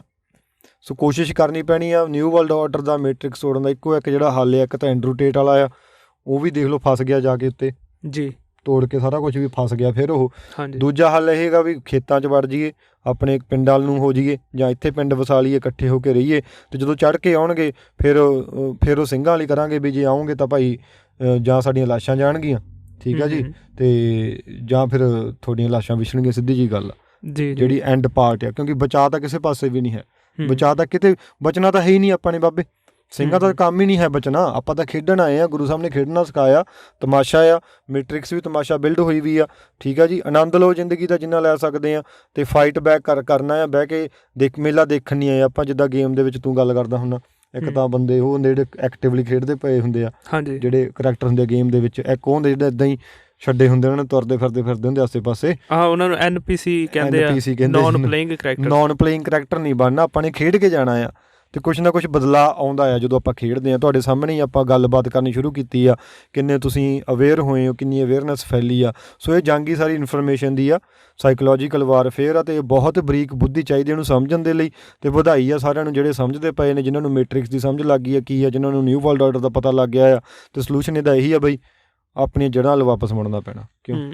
ਅਤੇ ਅੱਜ ਦੇ ਟਾਈਮ 'ਤੇ ਜੇ ਹੁਣ ਆਪਾਂ ਜਦੋਂ ਬਹੁਤ ਜ਼ਿਆਦਾ ਜਿਹੜੇ ਲੋਕ ਹੁੰਦੇ, ਜਿਹੜੇ ਖਾਸ ਕਰਕੇ ਜਿਹੜੇ ਪੜ੍ਹੇ ਲਿਖੀ ਕਮਿਊਨਿਟੀ ਆ ਜਾਂਦੀ, ਕਹਿੰਦੇ ਵੀ ਪੜ੍ਹੇ ਲਿਖੇ ਅਸੀਂ ਜੋਬ ਕਰਦੇ ਹਾਂ ਨਾ, ਉਹਨਾਂ ਦੇ ਲਈ ਇਹ ਚੀਜ਼ਾਂ ਨੂੰ ਸਮਝਣਾ ਬਹੁਤ ਮੁਸ਼ਕਿਲ ਹੋ ਜਾਂਦਾ, ਕਿਉਂਕਿ ਉਹ ਆਪ ਮੈਟ੍ਰਿਕਸ ਦਾ ਕਿਤੇ ਨਾ ਕਿਤੇ ਹਿੱਸਾ ਬਣ ਚੁੱਕੇ ਆ ਹਨ, ਅਤੇ ਉਹ ਕਹਿ ਲਓ ਜਿਹੜੇ ਬਾਕਸ ਵਿੱਚ ਬਣ ਕੇ ਬੈਠੇ ਹੋਏ ਆ, ਉਹ ਬਾਕਸ ਤੋਂ ਬਾਹਰ ਦੇਖ ਵੀ ਨਹੀਂ ਪਾ ਰਹੇ, ਨਾ ਉੱਥੋਂ ਦੀ ਸਮਝਣ ਦੀ ਗੱਲ ਦੂਰ ਦੀ ਆ ਜਾਂਦੀ, ਮੈਨੂੰ ਦਿਖ ਨਹੀਂ ਰਿਹਾ ਕੁਛ। ਅਤੇ ਐਜ਼ ਏ ਜਿੱਦਾਂ ਕਹਿ ਲਓ ਕਿ ਹੁਣ ਜੇ ਉਹ ਬੰਦੇ ਨੂੰ ਆਪਾਂ ਕਹਿ ਲਓ ਸਮਝਾਉਣਾ ਹੋਵੇ ਹੈ ਨਾ, ਜੇ ਉਹਨੂੰ ਆਪਾਂ ਕਿਸ ਤਰੀਕੇ ਨਾਲ ਕਹਿ ਸਕਦੇ ਕਿ ਉਹਨੂੰ ਆਪਣੇ ਤੌਰ 'ਤੇ ਕੋਈ ਇੱਦਾਂ ਦਾ ਐਕਸ਼ਨ ਲੈਣਾ ਚਾਹੀਦਾ ਆ, ਤਾਂ ਕਿ ਉਹਨੂੰ ਕਿਤੇ ਨਾ ਕਿਤੇ ਆਪਣੇ ਤੌਰ 'ਤੇ ਖੋਜ ਕਰਨੀ ਚਾਹੀਦੀ ਆ ਕਿ ਇਹ ਪਰਖ ਕੀਤੀ ਜਾਵੇ ਕਿ ਇਹ ਚੀਜ਼ ਸੱਚ ਆ ਕਿ ਨਹੀਂ ਆ, ਕਿ ਕਿਵੇਂ ਆ, ਮਤਲਬ ਕਿ ਇਹਦੇ ਬਾਰੇ ਜਿੱਥੇ ਤੱਕ ਸਮਝਾਉਣ ਦੀ ਗੱਲ ਆਉਂਦੀ ਹੈ ਨਾ, ਮੇਰੇ ਜਿੰਨਾ ਕੁ ਮੇਰਾ ਤਜਰਬਾ ਕਹਿੰਦਾ, ਆਪਾਂ ਕਿਸੇ ਨੂੰ ਸਮਝਾ ਨਹੀਂ ਸਕਦੇ ਜੀ, ਕਿਉਂਕਿ ਆਪਾਂ ਨੂੰ ਕਿਸੇ ਨੇ ਸਮਝਾਇਆ ਨਹੀਂ ਇਹ ਗੱਲਾਂ। ਹਾਂਜੀ। ਜਿਹੜਾ ਇਹ ਪੋਡਕਾਸਟ ਸੁਣ ਰਹੇ ਆ,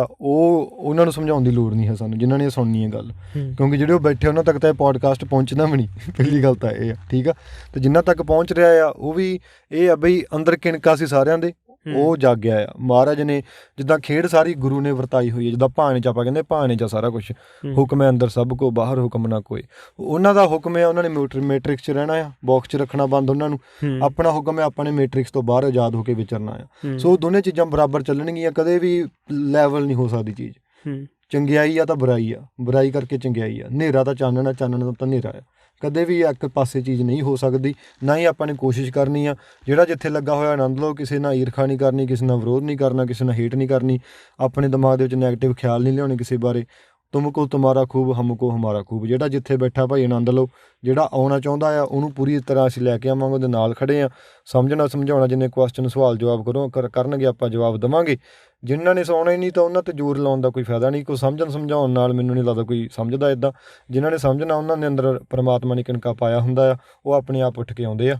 ਜਿੱਦਾਂ ਹੁਣ ਆਪਾਂ ਚੁੰਬਕ ਦਾ ਕੰਮ ਕਰ ਰਹੇ ਹਾਂ, ਆਪਾਂ ਦੇਖ ਕਿੰਨੇ ਜਾਣੇ ਨੂੰ ਅਟਰੈਕਟ ਕਰਦੇ ਪਏ ਆ ਹਰ ਰੋਜ਼।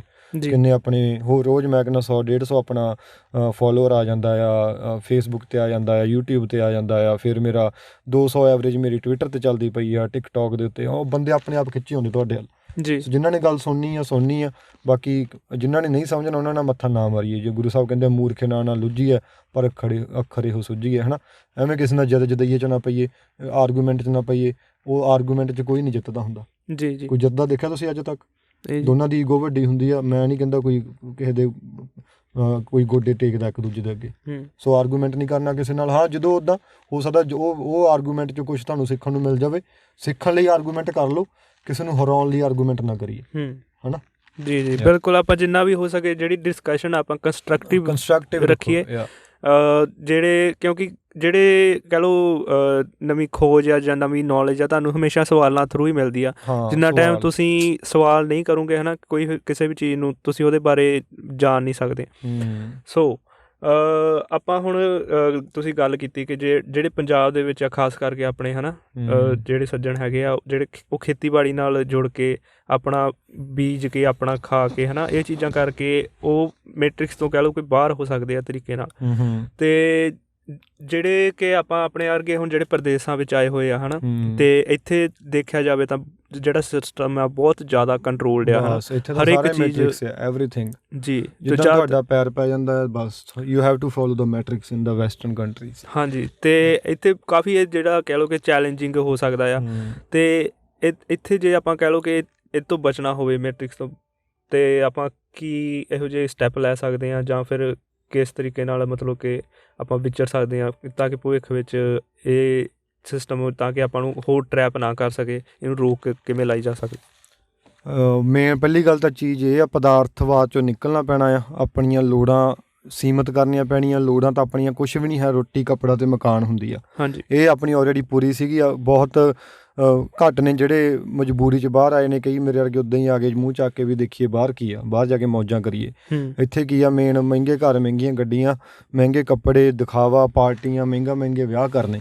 ਸੋ ਉਹਨਾਂ 'ਚ ਫਸੇ ਹੋਏ ਆ ਜੀ। ਪਹਿਲਾ ਸਟੈਪ ਤਾਂ ਇਹ ਆ ਵੀ ਆਪਣੇ ਆਪ ਨੂੰ ਮਿਨੀਮਾਈਜ਼ ਕਰੀਏ, ਆਪਣੀਆਂ ਲੋੜਾਂ ਨੂੰ ਜਿੰਨਾ ਕੁ ਚਾਹੀਦਾ। ਸਬਰ ਸੰਤੋਖ ਦੀ ਜ਼ਿੰਦਗੀ, ਉਹ ਵੀ ਗਿਫਟਡ ਲਾਈਫ ਆ। ਮੈਂ ਕਹਿੰਦਾ ਜਿਹਨੂੰ ਸਬਰ ਸੰਤੋਖ ਆ ਗਿਆ, ਜਿਹਨੂੰ ਚਾਹੀਦਾ ਹੀ ਕੁਛ ਨਹੀਂ ਜ਼ਿੰਦਗੀ ਜਿਉਣ ਲਈ। ਹੁਣ ਜੋ ਚਾਹੀਦਾ ਕੁਛ ਨਹੀਂ ਤੁਹਾਨੂੰ, ਤੁਹਾਡੀਆਂ ਲੋੜਾਂ ਲਿਮਿਟਡ ਨੇ, ਤੁਹਾਨੂੰ ਪੈਸਾ ਵੀ ਜ਼ਿਆਦਾ ਨਹੀਂ ਚਾਹੀਦਾ। ਜਿਹੜਾ ਹੁਣ ਆਪਣਾ ਜਿਹੜੇ ਕੰਸੈਪਟ 'ਤੇ ਅਸੀਂ ਕੰਮ ਕਰਦੇ ਕਿ ਪਏ ਆਪਾਂ ਸਾਰੇ ਇਕੱਠੇ ਹੋਏ ਹਾਂ ਸਿੰਘ, ਸਾਡਾ ਇਹ ਕੰਸੈਪਟ ਆ ਵੀ ਇਕੱਠੇ ਹੋ ਕੇ ਇੱਕ ਜਗ੍ਹਾ 'ਤੇ ਰਹਿ ਕੇ ਦੇਖੀਏ, ਉੱਥੇ ਆਪਣੇ ਘਰ ਬਣਾਈਏ। ਹੁਣ ਘਰਾਂ ਦੇ ਉੱਤੇ ਮੌਰਗੇਜਾਂ ਲੈ ਕੇ ਬੰਦਾ ਫਸਦਾ ਆ। 25-30 ਸਾਲ ਬੰਦਾ ਬਿਨਾਂ ਕੰਮ ਤੋਂ ਨਹੀਂ ਰਹਿ ਸਕਦਾ ਇੱਥੇ, ਉਹਨੂੰ ਕਰਨਾ ਹੀ ਪੈਣਾ। ਜਿੰਨਾ ਚਿਰ ਘਰ ਪੇ ਆਫ ਨਹੀਂ ਹੁੰਦਾ, ਗੱਡੀ ਪੇ ਆਫ ਨਹੀਂ ਹੁੰਦੀ, ਨਿਆਣਿਆਂ ਦੇ ਵਿਆਹ ਕਰਨੇ ਆ, ਵਿਆਹਾਂ 'ਤੇ ਵੀ ਲੱਖ ਡਾਲਰ ਖਰਚਣਾ ਆ। ਉਹਦੇ ਕਰਕੇ ਮੈਟ੍ਰਿਕਸ 'ਚ ਫਸੇ ਰਹਿਣਾ ਪੈਂਦਾ ਉਹਨੂੰ। ਸਮਝਦੇ ਹੋ ਗੱਲ? ਉਹ ਮਜਬੂਰੀ ਹੁੰਦੀ ਆ। ਉਹ ਫਸਿਆ, ਫਾਹਾ ਵੀ ਆਪ ਹੀ ਲਿਆ ਹੁੰਦਾ ਬੰਦੇ ਨੇ, ਕਿਸੇ ਨੇ ਗੱਲ 'ਚ ਨਹੀਂ ਪਾਇਆ ਹੁੰਦਾ। ਸੋ ਆਪਣੇ ਕੋਲ ਜਿੰਨਾ ਕੁ ਟਾਈਮ ਮੈਂ ਕਹਿੰਦਾ ਹੈਗਾ ਆ, ਜਿੰਨਾ ਚਿਰ ਟੋਟਲ ਕੰਟਰੋਲ ਨਹੀਂ ਆ ਰਿਹਾ, ਆਪਣੇ ਕੋਲ ਚੋਇਸਾਂ ਹੈਗੀਆਂ ਨੇ, ਅਸੀਂ ਨਿਕਲ ਸਕਦੇ ਹਾਂ। It's not impossible. ਇਹਨਾਂ ਮੁਲਕਾਂ 'ਚ ਕੀ ਆਪਣਾ ਘਟਾਓ, ਲੋੜਾਂ ਘਟਾ ਲਓ, ਆਪਣੀ ਪ੍ਰੋਪਰਟੀ ਕੋਈ ਸਸਤੀ ਲੈ ਲਓ, ਕਿ ਕਿਸੇ ਹੋਰ ਪ੍ਰੋਵਿੰਸ 'ਚ ਚਲੇ ਜਾਓ, ਘਰ ਪੇ ਆਫ ਕਰਕੇ ਬਹਿ ਜਾਓ ਆਰਾਮ ਨਾਲ, ਉੱਥੇ ਆਪਣੀ ਖੇਤੀ ਕਰੋ, ਆਪਣਾ ਬੀਜੋ, ਆਪਣਾ ਖਾਓ। ਪ੍ਰੋਪਰਟੀ ਟੈਕਸ ਪੇ ਕਰਨਾ ਪੈਣਾ, ਗੱਡੀ ਦੀ ਇੰਸ਼ੋਰੈਂਸ ਪੇ ਕਰਨੀ ਪੈਣੀ ਆ।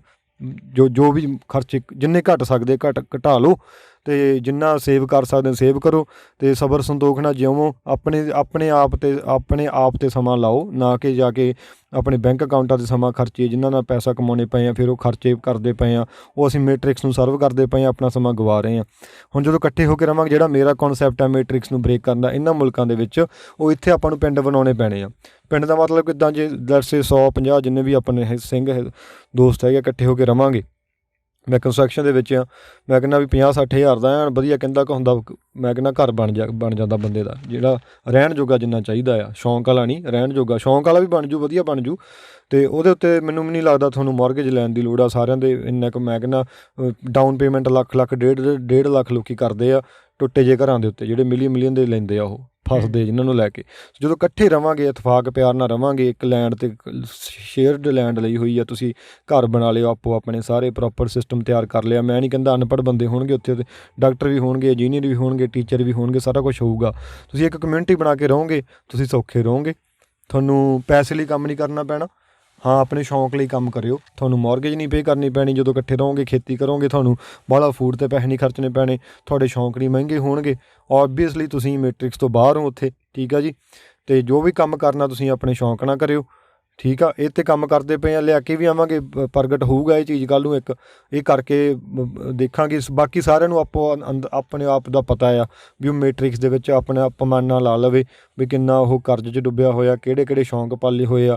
ਕਈਆਂ ਦੇ ਸੋਫੇ, TV ਸਾਰਾ ਕੁਛ ਕਿਸ਼ਤਾਂ 'ਤੇ ਆ, ਗੱਡੀਆਂ, ਘਰ ਸਾਰਾ ਕੁਛ ਉਹ ਮੈਟ੍ਰਿਕਸ ਨਾਲ ਪੂਰੇ ਪਲੱਗਡ ਇਨ ਨੇ। ਉਹ ਮੈਂ ਕਹਿੰਦਾ ਵੀ 1% ਵੀ ਇੱਧਰ ਨਹੀਂ ਹਿੱਲ ਸਕਦੇ। ਪਰ ਜਿੰਨੇ ਜਿਹਦੇ ਖਰਚੇ ਘੱਟ ਆ, ਘਰ ਪੇ ਆਫ ਆ, ਗੱਡੀ ਪੇ ਆਫ ਆ, ਉਹ ਥੋੜ੍ਹਾ ਜਿਹਾ ਆਜ਼ਾਦ ਆ ਉੱਧਰ, ਉਹਨੂੰ ਫਰਕ ਨਹੀਂ ਪੈਂਦਾ। ਜੇ ਮਹੀਨਾ ਕੰਮ 'ਤੇ ਨਾ ਵੀ ਜਾਊ, ਇੱਧਰ ਚਲਾ ਜਾਊ, ਉਹ ਆਜ਼ਾਦੀ ਹੈਗੀ ਮਾੜੀ ਮੋਟੀ। ਪਰ ਜਿੱਦਾਂ ਅਸੀਂ ਅਗਾਹ ਕਰ ਰਹੇ ਹਾਂ ਕਿਸੇ ਸਾਰਿਆਂ ਨੂੰ ਵੀ ਨਿਊ ਵਰਲਡ ਆਰਡਰ ਜੋ ਵੀ ਆ ਰਿਹਾ ਸਾਰਾ ਕੁਛ, you will own nothing and you will be happy, ਉਦੋਂ ਜਾ ਕੇ ਇਹ ਵਿੰਡੋ ਵੀ ਕਲੋਜ਼ ਹੋ ਜਾਣੀ ਆ ਜਿਹੜੀ ਆਪਾਂ ਕਹਿੰਦੇ ਪਏ ਨਾ ਇੱਦਾਂ ਦਾ ਕਰ ਲਈਏ। ਆ ਜਿਹੜਾ 15 ਮਿੰਟ ਸਿਟੀ ਦਾ ਕਨਸੈਪਟ ਆ ਰਿਹਾ, ਸਾਰਾ ਕੁਛ ਆ ਰਿਹਾ ਆ, ਇਹਨਾਂ ਨੇ ਇੰਨਾ ਟਾਈਟ ਕਰ ਦੇਣਾ ਜਿਹੜਾ ਦਾਇਰਾ ਤੁਹਾਡਾ ਆਜ਼ਾਦੀ ਦਾ, ਵੀ ਆ ਜਿਹੜੀਆਂ ਚੋਇਸਾਂ ਅਸੀਂ ਡਿਸਕਸ ਕਰਦੇ ਪਏ ਹਾਂ ਅੱਜ, ਇਹ ਕੱਲ੍ਹ ਨੂੰ ਰਹਿਣੀਆਂ ਨਹੀਂ ਜੀ। ਤਾਂ ਰੌਲਾ ਪਾ ਰਹੇ ਆ ਲੋਕੀ, ਕਹਿੰਦੇ ਜੀ ਐਵੇਂ ਕੌਨਸਪੀਰੇਸੀ ਥਿਊਰੀਆਂ ਫੈਲਾ ਰਹੇ ਹੋ। 15 ਮਿੰਟ ਸਿਟੀ ਇੱਕ ਵੀਡੀਓ ਪ੍ਰੋਪਰ ਬਣਾ ਕੇ ਪਾਉਣੇ ਆਪਾਂ ਵੀ ਕੈਨੇਡਾ 'ਚ ਉਹ ਚੀਜ਼ ਆਲਰੇਡੀ ਆ ਚੁੱਕੀ ਹੈ। ਐਡਮਿੰਟਨ ਦੇ ਵਿੱਚ ਸਮਾਰਟ ਸਿਟੀਆਂ ਲਈ ਅਪਲਾਈ ਕੀਤਾ ਹੋਇਆ, ਮੈਜੋਰਟੀ ਆਫ ਸਿਟੀਆਂ ਨੇ ਸਮਾਰਟ ਸਿਟੀ ਕੀ ਆ, 15 ਮਿੰਟ ਸਿਟੀ ਆ, ਟੈਕਨੋਲੋਜੀ ਬੇਸਡ ਆ ਸਾਰਾ ਕੁਛ। ਤੁਹਾਨੂੰ 15 ਮਿੰਟ ਦੀ ਵਾਕ ਅਤੇ 15 ਮਿੰਟ ਦੀ ਸਾਈਕਲ ਦੇ ਕੇ ਦਾਇਰੇ ਵਿੱਚ ਤੁਹਾਨੂੰ ਰੱਖਣਾ ਉਹਨਾਂ ਨੇ। ਉੱਥੇ ਤੁਸੀਂ ਕੰਮ ਕਰੋ ਆਪਣਾ, ਉੱਥੇ ਤੁਹਾਡਾ ਹੋਸਪਿਟਲ, ਉੱਥੇ ਤੁਹਾਡੇ ਗਰੋਸਰੀ ਸਟੋਰ ਆ। ਇਹ ਤੋਂ ਜੇ ਬਾਹਰ ਜਾਣਾ ਆ ਤੁਹਾਨੂੰ ਪਰਮਿਟ ਲੈਣਾ ਪਿਆ ਕਰਨਾ। ਉਹਦੇ ਜਿਹੜੇ 15 ਮਿੰਟ ਦੇ ਦਰ ਦੇ ਵਿੱਚ ਤੁਸੀਂ ਗੱਡੀ ਨਹੀਂ ਚਲਾ ਸਕਦੇ, ਸਾਈਕਲ 'ਤੇ ਆਪਣਾ ਤੁਰ ਕੇ ਜਾ ਸਕਦੇ ਹੋ। ਇਹ ਤੋਂ ਬਾਹਰ ਜਾਣ ਲਈ ਤੁਹਾਨੂੰ ਕਲਾਈਮੇਟ ਕ੍ਰੈਡਿਟ ਤੁਹਾਡਾ ਚੈੱਕ ਕੀਤਾ ਜਾਊਗਾ, ਪਰਮਿਟ ਲੈਣੇ ਪੈਣਗੇ, ਬਹੁਤ ਕੁਛ ਕਰਨਾ ਪਊਗਾ। ਸੋ ਤੁਹਾਨੂੰ 15 ਮਿੰਟ ਦੀ ਜੇਲ੍ਹਾਂ ਬਣਾ ਦੇਣੀਆਂ ਨੇ। ਸੋ ਸਮਾਂ ਬਹੁਤ ਥੋੜ੍ਹਾ ਆ, ਐਕਸ਼ਨ ਲਓ ਛੇਤੀ ਤੋਂ ਛੇਤੀ। ਜਿਹੜੇ ਇੱਥੇ ਲੈ ਸਕਦੇ ਇੱਥੇ ਲਓ, ਜਿਹੜੇ ਪੰਜਾਬ ਬੈਠਾ ਮੈਂ ਕਹਿੰਦਾ ਵੀ ਖੇਤਾਂ ਨਾਲ ਜੁੜੋ ਜਿੰਨਾ ਜੁੜ ਸਕਦੇ। ਜਿਹਨਾਂ ਨੂੰ ਖੇਤੀ ਦਾ ਸ਼ੌਂਕ ਪਾਲ ਕੇ ਦੇਖੋ, ਇੱਕ ਵਾਰੀ ਚੋਇਸ ਦਿਮਾਗ 'ਚ ਲਿਆ ਕੇ ਦੇਖੋ ਵੀ ਸਾਡੇ ਕੋਲ ਖੇਤੀ ਦੀ ਚੋਇਸ ਹੈਗੀ ਆ। ਖੇਤੀ ਦੀ ਡਿਮਾਂਡ ਵੀ ਬਹੁਤ ਜ਼ਿਆਦਾ ਆ, ਇਹ ਨਹੀਂ ਹੈਗਾ ਵੀ ਖੇਤੀ ਦੀ ਡਿਮਾਂਡ 'ਚ ਨਹੀਂ ਹੈ। ਤੁਸੀਂ ਔਰਗੈਨਿਕ ਚੀਜ਼ਾਂ ਬੀਜਣ ਲੱਗ ਜਾਓ, ਮੈਂ ਕਹਿੰਦਾ 10 ਗੁਣਾ ਮਹਿੰਗੀਆਂ ਵਿਕਦੀਆਂ ਨੇ। ਮਿਹਨਤ ਕਰਨੀ ਪੈਣੀ ਆ। ਬਾਹਰਲੇ ਮੁਲਕਾਂ 'ਚ ਆ ਕੇ ਵੀ 10 ਸਾਲ ਖਰਾਬ ਕਰਦੇ ਆ। ਮੈਂ ਕਹਿੰਦਾ ਵੀ 5 ਸਾਲ ਪੰਜਾਬ 'ਚ ਇੱਕ ਵਾਰੀ ਖੇਤੀ 'ਤੇ ਲਾ ਕੇ ਦੇਖੋ, ਮੈਂ ਕਹਿੰਦਾ ਵੀ ਤੁਹਾਡਾ ਘਰੇ ਕੈਨੇਡਾ ਬਣ ਜਾਣਾ ਹੈ। ਫਿਰ ਇਹੋ ਜਿਹੇ ਪੈਸੇ ਕਮਾਓ, ਬਾਹਰ ਘੁੰਮਣ ਫਿਰਨ ਆਓ, ਕੋਈ ਨਹੀਂ ਰੋਕਦਾ। ਸਮਝਦੇ ਹੋ ਗੱਲ? ਹਾਂਜੀ ਬਿਲਕੁਲ। ਅਤੇ ਹੁਣ ਆਪਾਂ ਜਿੱਦਾਂ ਗੱਲ ਕਰਦੇ ਹਾਂ ਕੈਨੇਡਾ ਦੇ ਵਿੱਚ ਜਦੋਂ, ਜਾਂ ਅਮਰੀਕਾ ਦੇ ਵਿੱਚ, ਜਾਂ UK ਦੇ ਵਿੱਚ, ਹੈ ਨਾ, ਜਿੱਥੇ ਆਪਾਂ ਬਾਹਰਲੇ ਦੇਸ਼ਾਂ ਵਿੱਚ ਜਿੱਥੇ ਆਪਣੇ ਪੰਜਾਬੀ ਵੱਸਦੇ ਹੈ ਨਾ, ਅਤੇ ਇੱਥੇ ਮੈਂ ਹੁਣ ਆਪਣੇ ਜਿਹੜੇ ਮੇਰੇ ਐਕਸਪੀਰੀਅੰਸ ਰਿਹਾ ਆ, ਮੈਂ ਵੱਖ ਫੈਮਲੀਆਂ ਨਾਲ ਮਿਲਿਆ, ਵਿਚਰਿਆ ਹੈ ਨਾ, ਅਤੇ ਬਹੁਤ ਪਰਿਵਾਰਾਂ ਦੇ ਜਿਨ੍ਹਾਂ ਦੇ ਆਪਣੇ ਬਿਜ਼ਨਸ ਸੀਗੇ ਹੈ ਨਾ, ਉਹਨਾਂ ਦੇ ਜਿਹੜੇ ਅੱਗੇ ਜਨਰੇਸ਼ਨ ਆ, ਅੱਗੇ ਉਹਨਾਂ ਦੇ ਬੱਚੇ ਆ, ਉਹ ਬਿਜ਼ਨਸ ਨੂੰ ਕੰਟੀਨਿਊ ਨਹੀਂ ਕਰਨਾ ਚਾਹੁੰਦੇ। ਉਹਨਾਂ ਨੂੰ ਸਕੂਲ ਦੇ ਵਿੱਚ ਇੱਦਾਂ ਸਿਖਾਇਆ ਜਾਂਦਾ ਕਿ ਉਹ ਅੱਗੇ ਜੋਬਾਂ ਦੇ ਵਿੱਚ ਜਾ ਰਹੇ ਆ, ਹੈ ਨਾ। ਬੜਾ ਵਧੀਆ, ਮਤਲਬ ਕਹਿ ਲਓ ਕਿ ਉਹਨਾਂ ਦੇ ਪਿਓ ਨੇ, ਕਹਿ ਲਓ ਆਪਣੇ ਵੀ ਖੁੱਲ੍ਹਾ, ਘਰ ਵੀ ਮਹਿੰਗੇ ਆ, ਪਰ ਬੱਚੇ ਇੰਟਰਸਟਿਡ ਨਹੀਂ ਹੈ ਉਹਨਾਂ ਚੀਜ਼ਾਂ 'ਚ। ਇਹ ਦੇਖੋ ਤੁਸੀਂ, ਹਾਂਜੀ, ਵੀ ਉਹਨਾਂ ਪਿਓ ਨੇ ਆਪਣੀ ਸਾਰੀ ਜ਼ਿੰਦਗੀ ਲਾ ਕੇ ਜਿਹੜਾ ਬਿਜ਼ਨਸ ਖੜ੍ਹਾ ਕੀਤਾ, ਪੂਰਾ ਸਕਸੈਸਫੁੱਲ ਚੱਲ ਰਿਹਾ, ਬਹੁਤ ਸੋਹਣੀ ਇਨਕਮ ਵੀ ਆ। ਉਹ ਛੱਡ ਕੇ ਸਾਰਾ ਕੁਛ ਕਿਸੇ ਦੇ ਗੁਲਾਮ ਅੰਡਰ ਰਹਿ ਕੇ ਕੰਮ ਕਰਨ ਲਈ ਉਹ ਜ਼ਿਆਦਾ ਇੰਟਰਸਟਿਡ ਨੇ, ਹੈ ਨਾ। ਅਤੇ ਇਹ ਚੀਜ਼ਾਂ ਸਾਨੂੰ ਸਕੂਲ ਦੇ ਵਿੱਚ, ਉਹਨਾਂ ਨੂੰ ਕਾਲਜਾਂ ਦੇ ਵਿੱਚ, ਯੂਨੀਵਰਸਿਟੀਆਂ 'ਚ ਇਹ ਚੀਜ਼ਾਂ ਉਹਨਾਂ ਨੂੰ ਫੀਡ ਕੀਤੀਆਂ ਜਾਂਦੀਆਂ, ਦੱਸਿਆ ਜਾਂਦਾ ਕਿ ਇਹ ਚੀਜ਼ ਵਧੀਆ ਆ, ਹੈ ਨਾ, ਤੁਸੀਂ ਇੰਨਾ ਜ਼ਿਆਦਾ ਵਧੀਆ ਕਰੋਗੇ। ਪਰ ਜਿਹੜਾ ਅਲਟੀਮੇਟ ਜੋ ਕਹਿ ਲਓ ਕਿ ਜਿਹੜੀ ਆਜ਼ਾਦੀ ਜਿਹੜੀ ਮੰਨਣੀ ਆ, ਉਹ ਬੰਦੇ ਨੂੰ ਆਪਣੇ ਕੰਮ ਦੇ ਵਿੱਚ, ਹੈ ਨਾ, ਉਹਨੂੰ ਜਿਹੜੀ ਫਰੀਡਮ ਮਿਲਦੀ ਆ, ਹੈ ਨਾ, ਉਹ ਕਿਸੇ ਦੇ ਅੰਡਰ ਰਹਿ ਕੇ ਤੁਸੀਂ ਉਹ ਆਜ਼ਾਦੀ ਨਹੀਂ ਕਹਿ ਲਓ ਕਿ ਹਾਸਲ ਕਰ ਸਕਦੇ।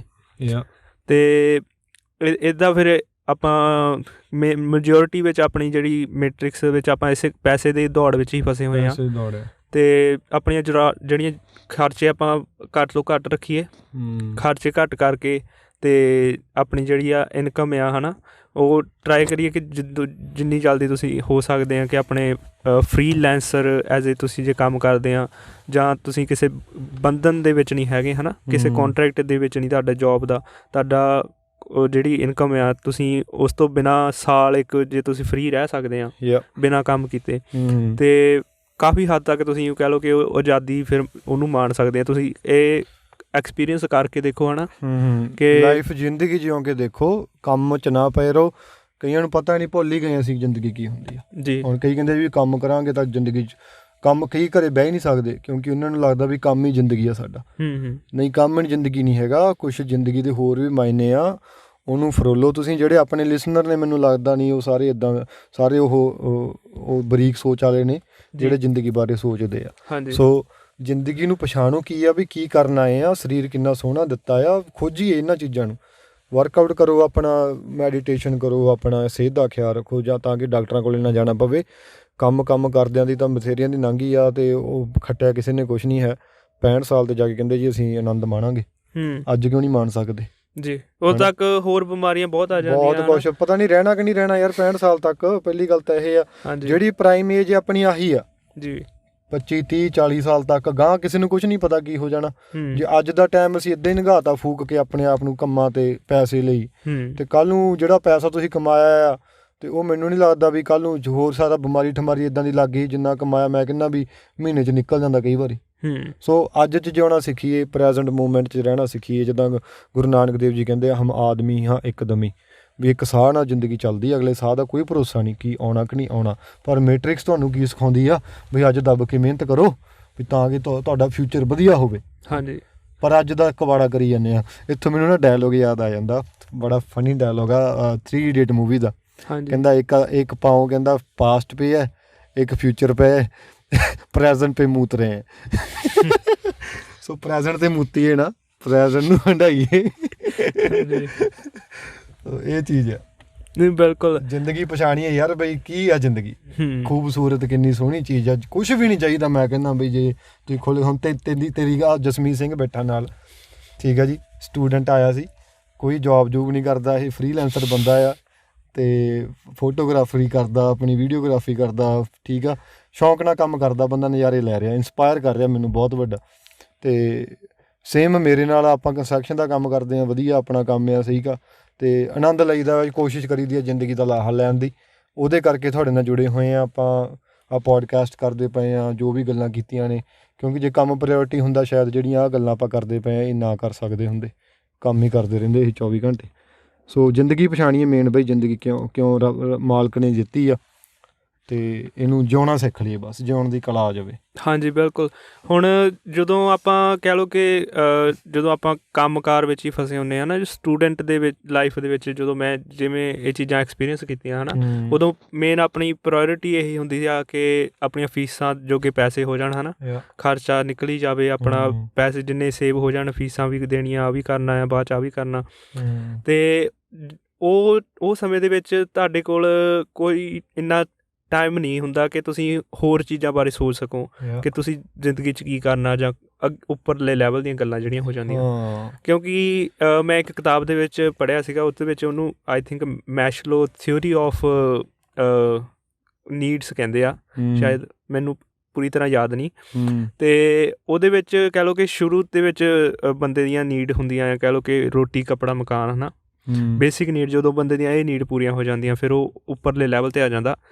ਉਹਦੇ ਵਿੱਚ ਫਿਰ ਉਹਦੀਆਂ ਨੀਡਸ ਹੋਰ ਹੋ ਜਾਂਦੀਆਂ, ਉਹਨੂੰ ਆਪਣੇ ਕਹਿ ਲਓ ਕਿ ਫੈਮਿਲੀ ਦੀ ਨੀਡ ਹੁੰਦੀ ਆ, ਸਿਕਿਉਰਿਟੀ ਦੀ ਹੁੰਦੀ ਆ, ਪ੍ਰਾਈਵੇਸੀ ਦੀ ਹੋ ਜਾਂਦੀ ਆ, ਕਮਿਊਨਿਟੀ ਦੀ ਹੋ ਜਾਂਦੀ ਹੈ ਨਾ, ਫਰੈਂਡਸ਼ਿਪ ਦੀ ਹੋ ਜਾਂਦੀ।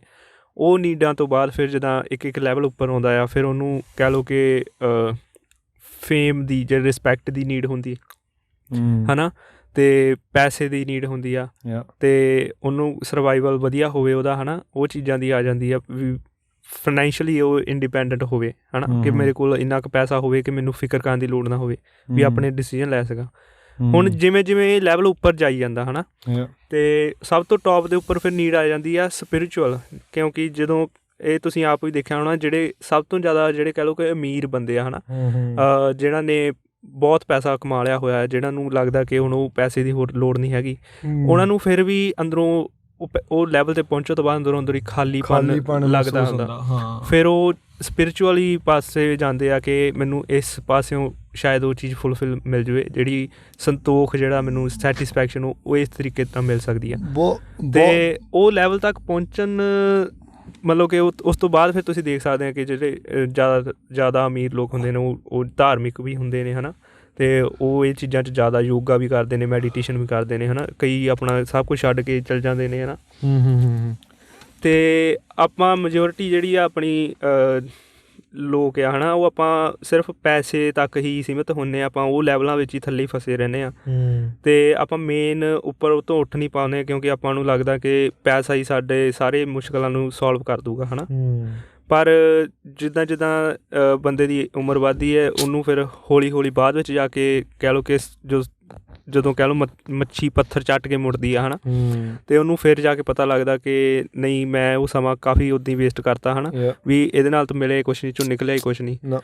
ਆਪਾਂ ਇਹ ਚੀਜ਼ ਤੋਂ ਉੱਪਰ ਉੱਠੀਏ ਹੈ ਨਾ, ਪੈਸੇ ਦੀ ਦੌੜ ਵਿੱਚੋਂ ਆਪਾਂ ਜੇ ਆਪ ਵੀ ਕਹਿ ਲਓ ਗਲਤੀ ਕਰਕੇ ਸਿੱਖਣਾ, ਉਹਨੂੰ ਬਹੁਤ ਟਾਈਮ ਲੱਗ ਜਾਂਦਾ ਆ। ਸਿਆਣਾ ਬੰਦਾ ਉਹੀ ਹੁੰਦਾ ਜਿਹੜਾ ਕਿ ਦੂਜਿਆਂ ਦੀਆਂ ਗਲਤੀਆਂ ਤੋਂ ਵੀ ਸਿੱਖੇ ਹੈ ਨਾ, ਅਤੇ ਆਪਾਂ ਕਹਿ ਲਓ ਕਿ ਘੁੰਮ ਫਿਰ ਕੇ ਆਪਣਾ ਛੁਟਕਾਰਾ ਇੱਕੋ ਥਾਂ ਤੋਂ ਹੀ ਹੋਣਾ ਆ, ਉੱਥੇ ਹੀ ਜਾ ਕੇ ਆਪਣਾ ਕਹਿ ਲਓ ਸਪਿਰਿਚੁਅਲ ਰਸਤੇ ਜਿੰਨਾ ਟਾਈਮ ਆਪਾਂ ਨਹੀਂ ਤੁਰਦੇ, ਭੁੱਖ ਆਪਣੀ ਜਿਹੜੀ ਆਤਮਾ ਦੀ ਭੁੱਖ ਹੁੰਦੀ ਆ ਨਾ, ਸਰੀਰ ਦੀ ਭੁੱਖ ਆਪਾਂ ਦੂਜੇ ਭੋਜਨ ਖਾ ਕੇ ਪੂਰੀ ਕਰ ਲੈਂਦੇ ਹਾਂ ਨਾ, ਜਿਹੜੀ ਆਤਮਾ ਦੀ ਭੁੱਖ ਆ ਉਹ ਆਪਾਂ ਜਿਹੜੀ ਭਜਨ ਬੰਦਗੀ ਥਰੂ ਆਪਣੀ ਕੰਪਲੀਟ ਹੋਣੀ ਸੀਗੀ, ਆਪਾਂ ਉਹਨੂੰ ਸਮਝ ਨਹੀਂ ਪਾ ਰਹੇ, ਆਪਾਂ ਹੋਰਾਂ ਚੀਜ਼ਾਂ ਵਿੱਚ ਫਸੇ ਹੋਏ ਹਾਂ। ਆਪਾਂ ਪੈਸੇ ਨੂੰ ਸਮਝ ਰਹੇ ਹਾਂ ਕਿ ਪੈਸੇ ਨਾਲ ਸ਼ਾਇਦ ਹੋ ਜਾਊਗਾ, ਜਾਂ ਆਪਾਂ ਨੂੰ ਵੱਡੇ ਆ ਇਹਨਾਂ ਮਿਲ ਜੂਗਾ, ਜਾਂ ਫੇਮ ਦੇ ਨਾਲ ਪੂਰੀ ਹੋ ਜੂਗੀ, ਪਰ ਉਹ ਨੀਡ ਨਹੀਂ ਪੂਰੀ ਹੁੰਦੀ। ਤੁਸੀਂ ਕਿਸੇ ਵੀ ਕਹਿ ਲਓ ਕਿ ਜ਼ਿਆਦਾ ਤੋਂ ਜ਼ਿਆਦਾ ਜਿਹਨੂੰ ਤੁਸੀਂ ਸਕਸੈਸਫੁਲ ਮੰਨਦੇ ਆ ਨਾ, ਉਹਨਾਂ ਨੂੰ ਆਪ ਤੁਸੀਂ ਮਿਲ ਕੇ ਦੇਖ ਲਓ ਜਾਂ ਵਿਚਰ ਕੇ ਦੇਖ ਲਓ, ਉਹਨਾਂ ਦੀ ਪਰਸਨਲ ਲਾਈਫ ਦੇਖ ਕੇ ਤੋਂ ਤੁਸੀਂ ਅੰਦਾਜ਼ਾ ਲਾ ਸਕਦੇ ਆ ਹੈ ਨਾ, ਕਿ ਕਿੰਨੇ ਕੁ ਸੁਖੀ ਨੇ ਜਾਂ ਕਿੰਨੇ ਕੁ ਖੁਸ਼ ਨੇ ਆਪਣੀ ਲਾਈਫ ਨਾਲ। ਅਤੇ ਮੁੜ ਆਪਣੇ ਕਹਿ ਲਓ ਵਤਨਾਂ ਨੂੰ, ਅਨੰਦਪੁਰ ਸਾਹਿਬ ਨੂੰ ਚਾਲੇ ਪਾਈਏ, ਅਤੇ ਉੱਥੋਂ ਹੀ ਆਪਾਂ ਨੂੰ ਸਾਰਾ ਕੁਛ ਮਿਲ ਜਾਣਾ ਆ। ਅਤੇ ਆਪਾਂ ਅੱਜ ਦੀ ਫਿਰ ਚਲੋ ਇਸ ਪੋਡਕਾਸਟ ਨੂੰ ਸਮਰਾਈਜ਼ ਕਰਦੇ ਹਾਂ, ਅਤੇ ਉਮੀਦ ਆ ਕਿ ਤੁਹਾਨੂੰ ਸਾਰਿਆਂ ਨੂੰ ਇਹ ਬਹੁਤ ਵਧੀਆ ਲੱਗਿਆ ਹੋਵੇਗਾ। ਅਤੇ ਜਾਂਦੀ ਵਾਰ ਦੇ ਕੁਛ ਪਲਵਿੰਦਰ ਸਿੰਘ ਜੀ, ਤੁਸੀਂ ਕੁਛ ਕਹਿਣਾ ਚਾਹੋਗੇ? ਆਹੀ ਹੈ ਜਿਹੜੀ ਅਮੀਰਾਂ ਵਾਲੇ ਆ, ਵੀ ਅਮੀਰ ਹੋਣਾ ਮਾੜਾ ਨਹੀਂ ਹੈ।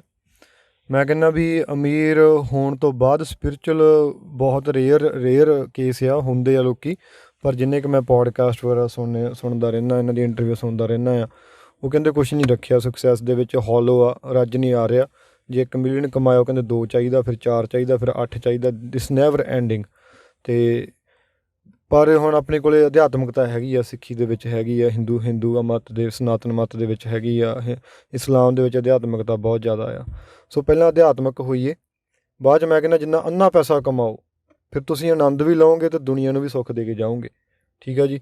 ਪਰ ਜਿਹੜਾ ਉਹ ਤੋਂ ਪਹਿਲਾਂ ਪੈਸਾ ਕਮਾਇਆ, ਤੁਸੀਂ ਗੱਠੀਆਂ ਜੋੜ ਰੱਖੀ ਜਾਣੀਆਂ ਗੰਢਾਂ। ਜਿੱਦਾਂ ਜਸਮੀਤ ਸਿੰਘ ਨੇ ਗੱਲ ਕੀਤੀ ਸੀ ਵੀ ਅਸੀਂ ਇੱਥੇ ਬਿਜ਼ਨਸਮੈਨ ਦੇਖਿਆ ਜਿਨ੍ਹਾਂ ਨੇ ਸਭ ਕੁਝ ਸੈੱਟ ਕੀਤਾ ਹੋਇਆ ਆ, ਪੈਸੇ ਕਮਾਏ ਆ, ਘਰ ਬਣਾਏ, ਗੱਡੀਆਂ ਬਣਾਈਆਂ, ਕਿਹਦੇ ਲਈ? ਕਹਿੰਦੇ ਜੀ ਬੱਚਿਆਂ ਲਈ। ਅਤੇ ਬੱਚੇ ਤਾਂ ਉਹ ਚਾਹੀਦਾ ਨਹੀਂ, ਬੱਚੇ ਕਹਿੰਦੇ ਸਾਨੂੰ ਇਹ, ਫਿਰ ਉਹ ਸਾਰਾ ਤੁਹਾਡਾ ਮਿਹਨਤ ਕੀਤੀ ਕਿੱਧਰ ਗਈ ਸਾਰੀ? ਸੋ ਜੇ ਤੁਸੀਂ ਅਧਿਆਤਮਿਕਤਾ ਦੇ ਰਾਹ 'ਤੇ ਹੋ ਅਤੇ ਜੁੜੇ ਹੋਏ ਹੋ, ਤੁਸੀਂ ਸੈਂਟਰਡ ਹੋ, ਆਪਣੇ ਆਪ ਨਾਲ ਪਤਾ ਆ, ਸਮਝ ਆ ਜ਼ਿੰਦਗੀ ਦੀ, ਫਿਰ ਤੁਸੀਂ ਆਨੰਦ ਲਓਗੇ। ਪੈਸਾ ਕਮਾ ਕੇ ਵੀ ਵੰਡ ਕੇ ਛਕੋਗੇ, ਲੋਕਾਂ ਦਾ ਭਲਾ ਕਰੋਗੇ। ਬਹੁਤ ਲੋਕਾਂ ਨੂੰ ਮੈਂ ਜਾਣਦਾ ਜਿਹੜੇ ਪੈਸਾ ਕਮਾਉਂਦੇ ਆ ਅਤੇ ਭਲਾਈ 'ਤੇ ਲਾ ਰਹੇ ਆ, ਆਪ ਨੂੰ ਉਹਨਾਂ ਨੂੰ ਬਹੁਤ ਘੱਟ ਚਾਹੀਦਾ ਆ। ਉਹ ਸਿਰਫ ਇਸ ਕਰਕੇ ਜ਼ਿਆਦਾ ਪੈਸਾ ਕਮਾ ਰਹੇ ਆ ਵੀ ਕਿਸੇ ਦੀ ਮਦਦ ਕਰ ਸਕਣ, ਗਰੀਬ ਗੁਰਬੇ ਦੀ, ਪੰਜਾਬ ਦੀ ਹੈਲਪ ਕਰ ਸਕਣ। ਸੋ ਅਧਿਆਤਮਿਕਤਾ ਬਹੁਤ ਜ਼ਰੂਰੀ ਆ। ਅਤੇ ਜਿਨ੍ਹਾਂ ਨੇ ਨਿਊ ਵਰਲਡ ਆਰਡਰ ਚਲਾ ਰਹੇ ਨੇ, ਸਾਰੇ ਇਲੂਮੀਨਾਟੀ ਕਹਿੰਦੇ ਆਪਾਂ ਇਹਨਾਂ ਨੂੰ, ਸਾਰਾ ਕੁਛ ਕਹਿੰਦੇ ਆ, ਇਹ ਤੁਹਾਡਾ ਅਧਿਆਤਮਿਕਤਾ ਦਾ ਬੀਜ ਕੱਢਣਾ ਚਾਹੁੰਦੇ ਆ, ਕਿਉਂਕਿ ਇਹਨਾਂ ਦੇ ਆਪ ਦੇ ਵਿੱਚ ਉਹ ਹੈ ਨਹੀਂ ਗਾ। ਇਹ ਚਾਹੁੰਦੇ ਆ ਵੀ ਸਾਰੇ ਦੁਨੀਆ ਸ਼ੈਤਾਨ ਦੀ ਪੁਜਾਰੀ ਬਣੇ। ਸੋ ਉਹਦੇ ਵਿੱਚ ਚੰਗਿਆਈ ਨਹੀਂ ਹੈਗੀ, ਉਹ ਡਾਰਕ ਸਾਈਡ ਹੈ, ਇੱਕ ਵਾਈਟ ਸਾਈਡ ਆ। ਸੋ ਜਿਹੜੇ ਡਾਰਕ ਸਾਈਡ 'ਤੇ ਰਹਿਣਗੇ, ਉਹਨਾਂ ਨੂੰ ਆਪਾਂ ਵਾਈਟ 'ਚ ਲਿਆ ਨਹੀਂ ਸਕਦੇ, ਲਾਈਟ ਦੇ ਵਿੱਚ ਲਿਆ ਨਹੀਂ ਸਕਦੇ। ਜਿਹੜੇ ਆਪਾਂ ਲਾਈਟ ਵਾਲੇ ਆ, ਆਪਾਂ ਉਹਨਾਂ ਦੇ ਅਧੀਨ ਨਾ ਚੱਲੀਏ, ਆਪਾਂ ਆਪਣੇ ਅਸੂਲਾਂ 'ਤੇ ਕੰਮ ਕਰੀਏ, ਆਪਾਂ ਸਿੱਖੀ ਸਿਧਾਂਤਾਂ 'ਤੇ ਕੰਮ ਕਰੀਏ, ਆਪਾਂ ਆਪਣੇ ਖਾਲਸੇ ਵਾਲੇ ਸਿਧਾਂਤਾਂ 'ਤੇ ਕੰਮ ਕਰੀਏ। ਉਹਨਾਂ ਨੇ ਸਿਧਾਂਤਾਂ 'ਤੇ ਚੱਲਣ ਦਿਓ, ਉਹਨਾਂ ਦੀ ਡਿਊਟੀ ਮਹਾਰਾਜ ਨੇ ਲਾਈ ਹੋਈ ਆ, ਆਪਾਂ ਆਪਣੀ ਡਿਊਟੀ ਕਰੀਏ। ਆਪਾਂ ਨੇ ਕੋਈ ਉਹਨਾਂ ਨੂੰ ਹਰਾਉਣ ਦੀ ਦੌੜ 'ਚ ਨਹੀਂ ਪੈਣਾ। ਮਹਾਰਾਜ ਨੂੰ ਪਤਾ ਕਿਹਨੇ ਹਾਰਨਾ ਕਿਹਨੇ ਜਿੱਤਣਾ। ਅਸੀਂ ਬਸ ਜਿੱਦਾਂ ਉਹਨਾਂ ਤੋਂ ਇਹ ਸਿੱਖ ਲਈਏ ਵੀ ਉਹ ਦੇਖੋ ਆਪਣੇ ਸਿਧਾਂਤਾਂ 'ਤੇ ਪਹਿਰਾ ਦੇ ਕੇ ਦੁਨੀਆ ਨੂੰ ਕਿੱਥੇ ਤੱਕ ਲਿਆ ਕੇ ਗੁਲਾਮ ਕਰਨਾ ਚਾਹੁੰਦੇ ਆ। ਅਸੀਂ ਆਪਣੇ ਸਿਧਾਂਤਾਂ 'ਤੇ ਪਹਿਰਾ ਦਈਏ ਵੀ ਅਸੀਂ ਉਹ ਆਜ਼ਾਦੀ ਦੁਨੀਆ ਨੂੰ ਦੇਣ ਕੇ ਜਾਣੀ ਆ। ਸਹੀ ਗੱਲ ਹੈ ਜੀ। ਜੀ ਬਿਲਕੁਲ। ਇਹੀ ਆ ਬਸ ਕਲੋਜ਼ਿੰਗ ਵੀ ਪੈਸੇ ਬੁਰਾ ਨਹੀਂ ਹੈ, ਅਮੀਰ ਹੋਣਾ ਬੁਰਾ ਨਹੀਂ ਹੈ, ਪਰ ਅਧਿਆਤਮਕਤਾ ਬਹੁਤ ਜ਼ਰੂਰੀ ਆ। ਜ਼ਿੰਦਗੀ ਦੀ ਸਮਝ ਹੋਣੀ ਬਹੁਤ ਜ਼ਰੂਰੀ ਆ। ਜ਼ਿੰਦਗੀ ਦੀ ਕਲਾ ਹੋਣੀ ਬਹੁਤ ਜ਼ਰੂਰੀ ਆ। ਆਤਮਿਕ ਸ਼ਾਂਤੀ ਆਤਮਿਕ ਆਨੰਦ ਹੋਣਾ ਬੜਾ ਜ਼ਰੂਰੀ ਆ। ਪੈਸੇ ਨੇ ਕੁਛ ਨਹੀਂ ਦੇਣਾ। ਇਹ ਚੀਜ਼ਾਂ ਇਹ ਆਪ ਲੱਭਣੀਆਂ ਪੈਣੀਆਂ, ਖੋਜ ਕਰਨੀ ਪੈਣੀ ਆ। ਇਹ ਪੈਸਾ ਕਮਾਉਣ ਤੋਂ ਪਹਿਲਾਂ ਵੀ ਕੀਤੀ ਜਾ ਸਕਦੀ ਆ। ਜਿਹਨੇ ਪੈਸਾ ਕਮਾ ਕੇ ਕਰਨੀ ਆ ਉਹ ਤੋਂ ਵੀ ਕੀਤੀ ਜਾ ਸਕਦੀ ਆ। ਇਹ ਹੁਣ ਤੁਹਾਨੂੰ ਪਤਾ ਆ, ਤੁਹਾਡੀ ਆਪਣੀ ਪਰਸਨਲ ਲਾਈਫ ਆ, ਤੁਸੀਂ ਕਿੱਥੇ ਖੜ੍ਹੇ ਹੋ। ਸੋ ਸਾਡੀਆਂ ਗੱਲਾਂ 'ਚ ਨਾ ਆਇਓ। ਭੇਡਾਂ ਨਹੀਂ ਬਣਨਾ, ਕਿਸੇ ਦਾ ਲੀਡਰ ਬਣਨਾ ਆ। ਆਪਣਾ ਆਪ ਪਛਾਣਨਾ ਆ ਅਤੇ ਆਪਣੀ ਖੋਜ ਆਪ ਕਰਨੀ ਆ। ਕਿਸੇ ਦੇ ਕਹੇ ਮਗਰ ਨਾ ਅੱਖਾਂ ਮੀਚ ਕੇ ਤੁਰਨਾ, ਕਿਉਂਕਿ ਸਾਡਾ ਹਰੇਕ ਬੰਦੇ ਦੀ ਸੋਚ ਹਰੇਕ ਮੈਂ ਕਹਿੰਦਾ ਹਰ ਰੋਜ਼ ਅਪਡੇਟ ਹੁੰਦੀ ਆ। ਸਾਡੀ ਅੱਜ ਸੋਚ ਜਿਹੜੀ ਹੈਗੀ ਆ ਮੈਂ ਕਹਿੰਦਾ ਵੀ ਇਹ ਮਹੀਨੇ ਬਾਅਦ ਕੁਛ ਹੋਰ ਵੀ ਹੋ ਸਕਦੀ ਆ। ਸੋ ਕਿਸੇ ਦੀ ਸੋਚ ਦੇ ਉੱਤੇ ਨਿਰਭਰ ਨਹੀਂ ਹੋਣਾ, ਆਪਾਂ ਨੇ ਡਿਪੈਂਡੈਂਟ ਨਹੀਂ ਹੋਣਾ। ਉਹਦੇ ਵਿੱਚੋਂ ਖਜ਼ਾਨਾ ਲਓ ਆਪਣਾ। ਅਤੇ ਜਿੱਦਾਂ ਕਹਿੰਦੇ ਹੁੰਦੇ ਨਲਕਾ ਜਦੋਂ ਬੋਕੀ ਛੱਡ ਜਾਂਦਾ, ਬੋਕੀ ਪਾਣੀ ਛੱਡ ਜਾਂਦੀ, ਉਹ ਤੋਂ ਪਾਣੀ ਪਾਉਣਾ ਪੈਂਦਾ ਉਹਨੂੰ, ਅਤੇ ਉਹ ਥੱਲੋਂ ਜਦੋਂ ਬੋਕੀ ਚੱਲ ਪੈਂਦੀ ਹੈ ਪਾਣੀ ਆਪਣੇ ਆਪ ਅੰਦਰੋਂ ਆਉਣ ਲੱਗ ਜਾਂਦਾ ਆ। ਸੋ ਜਿਹੜਾ ਬਾਹਰੀ ਗਿਆਨ ਆ ਉਹਨਾਂ ਕੁ ਲਓ, ਤੁਹਾਡੇ ਅੰਦਰੋਂ ਜਿਹੜਾ ਝਰਨਾ ਫੁੱਟ ਪਵੇ। ਬਾਕੀ ਗੁਰੂ ਮਹਾਰਾਜ ਦੀ ਕਿਰਪਾ ਆ। ਆਪਣੇ ਧਰਮ ਨਾਲ ਜੁੜੋ, ਧਾਰਮਿਕ ਗ੍ਰੰਥ ਪੜ੍ਹੋ, ਚਾਹੇ ਹਿੰਦੂ ਹੋ, ਸਿੱਖ ਹੋ, ਮੁਸਲਮਾਨ ਹੋ, ਈਸਾਈ ਹੋ, ਅਤੇ ਇਤਿਹਾਸ ਦੇ ਵਿੱਚੋਂ ਬਹੁਤ ਕੁਛ ਸਿੱਖਣ ਨੂੰ ਮਿਲਦਾ। ਕਿਤਾਬਾਂ ਪੜ੍ਹੋ ਜਿੰਨੀਆਂ ਪੜ੍ਹ ਸਕਦੇ ਹੋ, ਪਰ ਗਿਆਨ ਦੀਆਂ ਗੰਢਾਂ ਭਰ ਕੇ ਸਿਰ 'ਤੇ ਰੱਖ ਕੇ ਗਿਆਨ ਨਾਲ ਵੰਡਣ ਤੁਰਿਓ ਦੁਨੀਆਂ ਨੂੰ। ਜ਼ਿੰਦਗੀ ਜਿਉਣ ਦੀ ਕਲਾ ਲੱਭੀਏ ਅਤੇ ਜਿਉਈਏ ਅਤੇ ਜਿਉਂ ਕੇ ਦਿਖਾਈਏ ਲੋਕਾਂ ਨੂੰ, ਅਤੇ ਉਹ ਕਲਾ ਦੇ ਨਾਲ ਰੁਸ਼ਨਾਈਏ ਦੁਨੀਆ ਨੂੰ। ਠੀਕ ਆ ਜੀ। ਬਹੁਤ ਬਹੁਤ ਧੰਨਵਾਦ ਜਸਮੀਤ ਸਿੰਘ ਜੀ ਤੁਹਾਡਾ ਵੀ। ਅਤੇ ਆਪਾਂ ਅੱਜ ਦਾ ਪੋਡਕਾਸਟ ਇੱਥੇ ਹੀ ਸਮਾਪਤ ਕਰਦੇ ਹਾਂ ਜੀ, ਅਤੇ ਫਿਰ ਮਿਲਦੇ ਹਾਂ ਜੀ ਆਪਾਂ ਨੂੰ ਅਗਲੇ ਪੋਡਕਾਸਟ ਵਿੱਚ। ਵਾਹਿਗੁਰੂ ਜੀ ਕਾ ਖਾਲਸਾ, ਵਾਹਿਗੁਰੂ ਜੀ ਕੀ ਫਤਿਹ।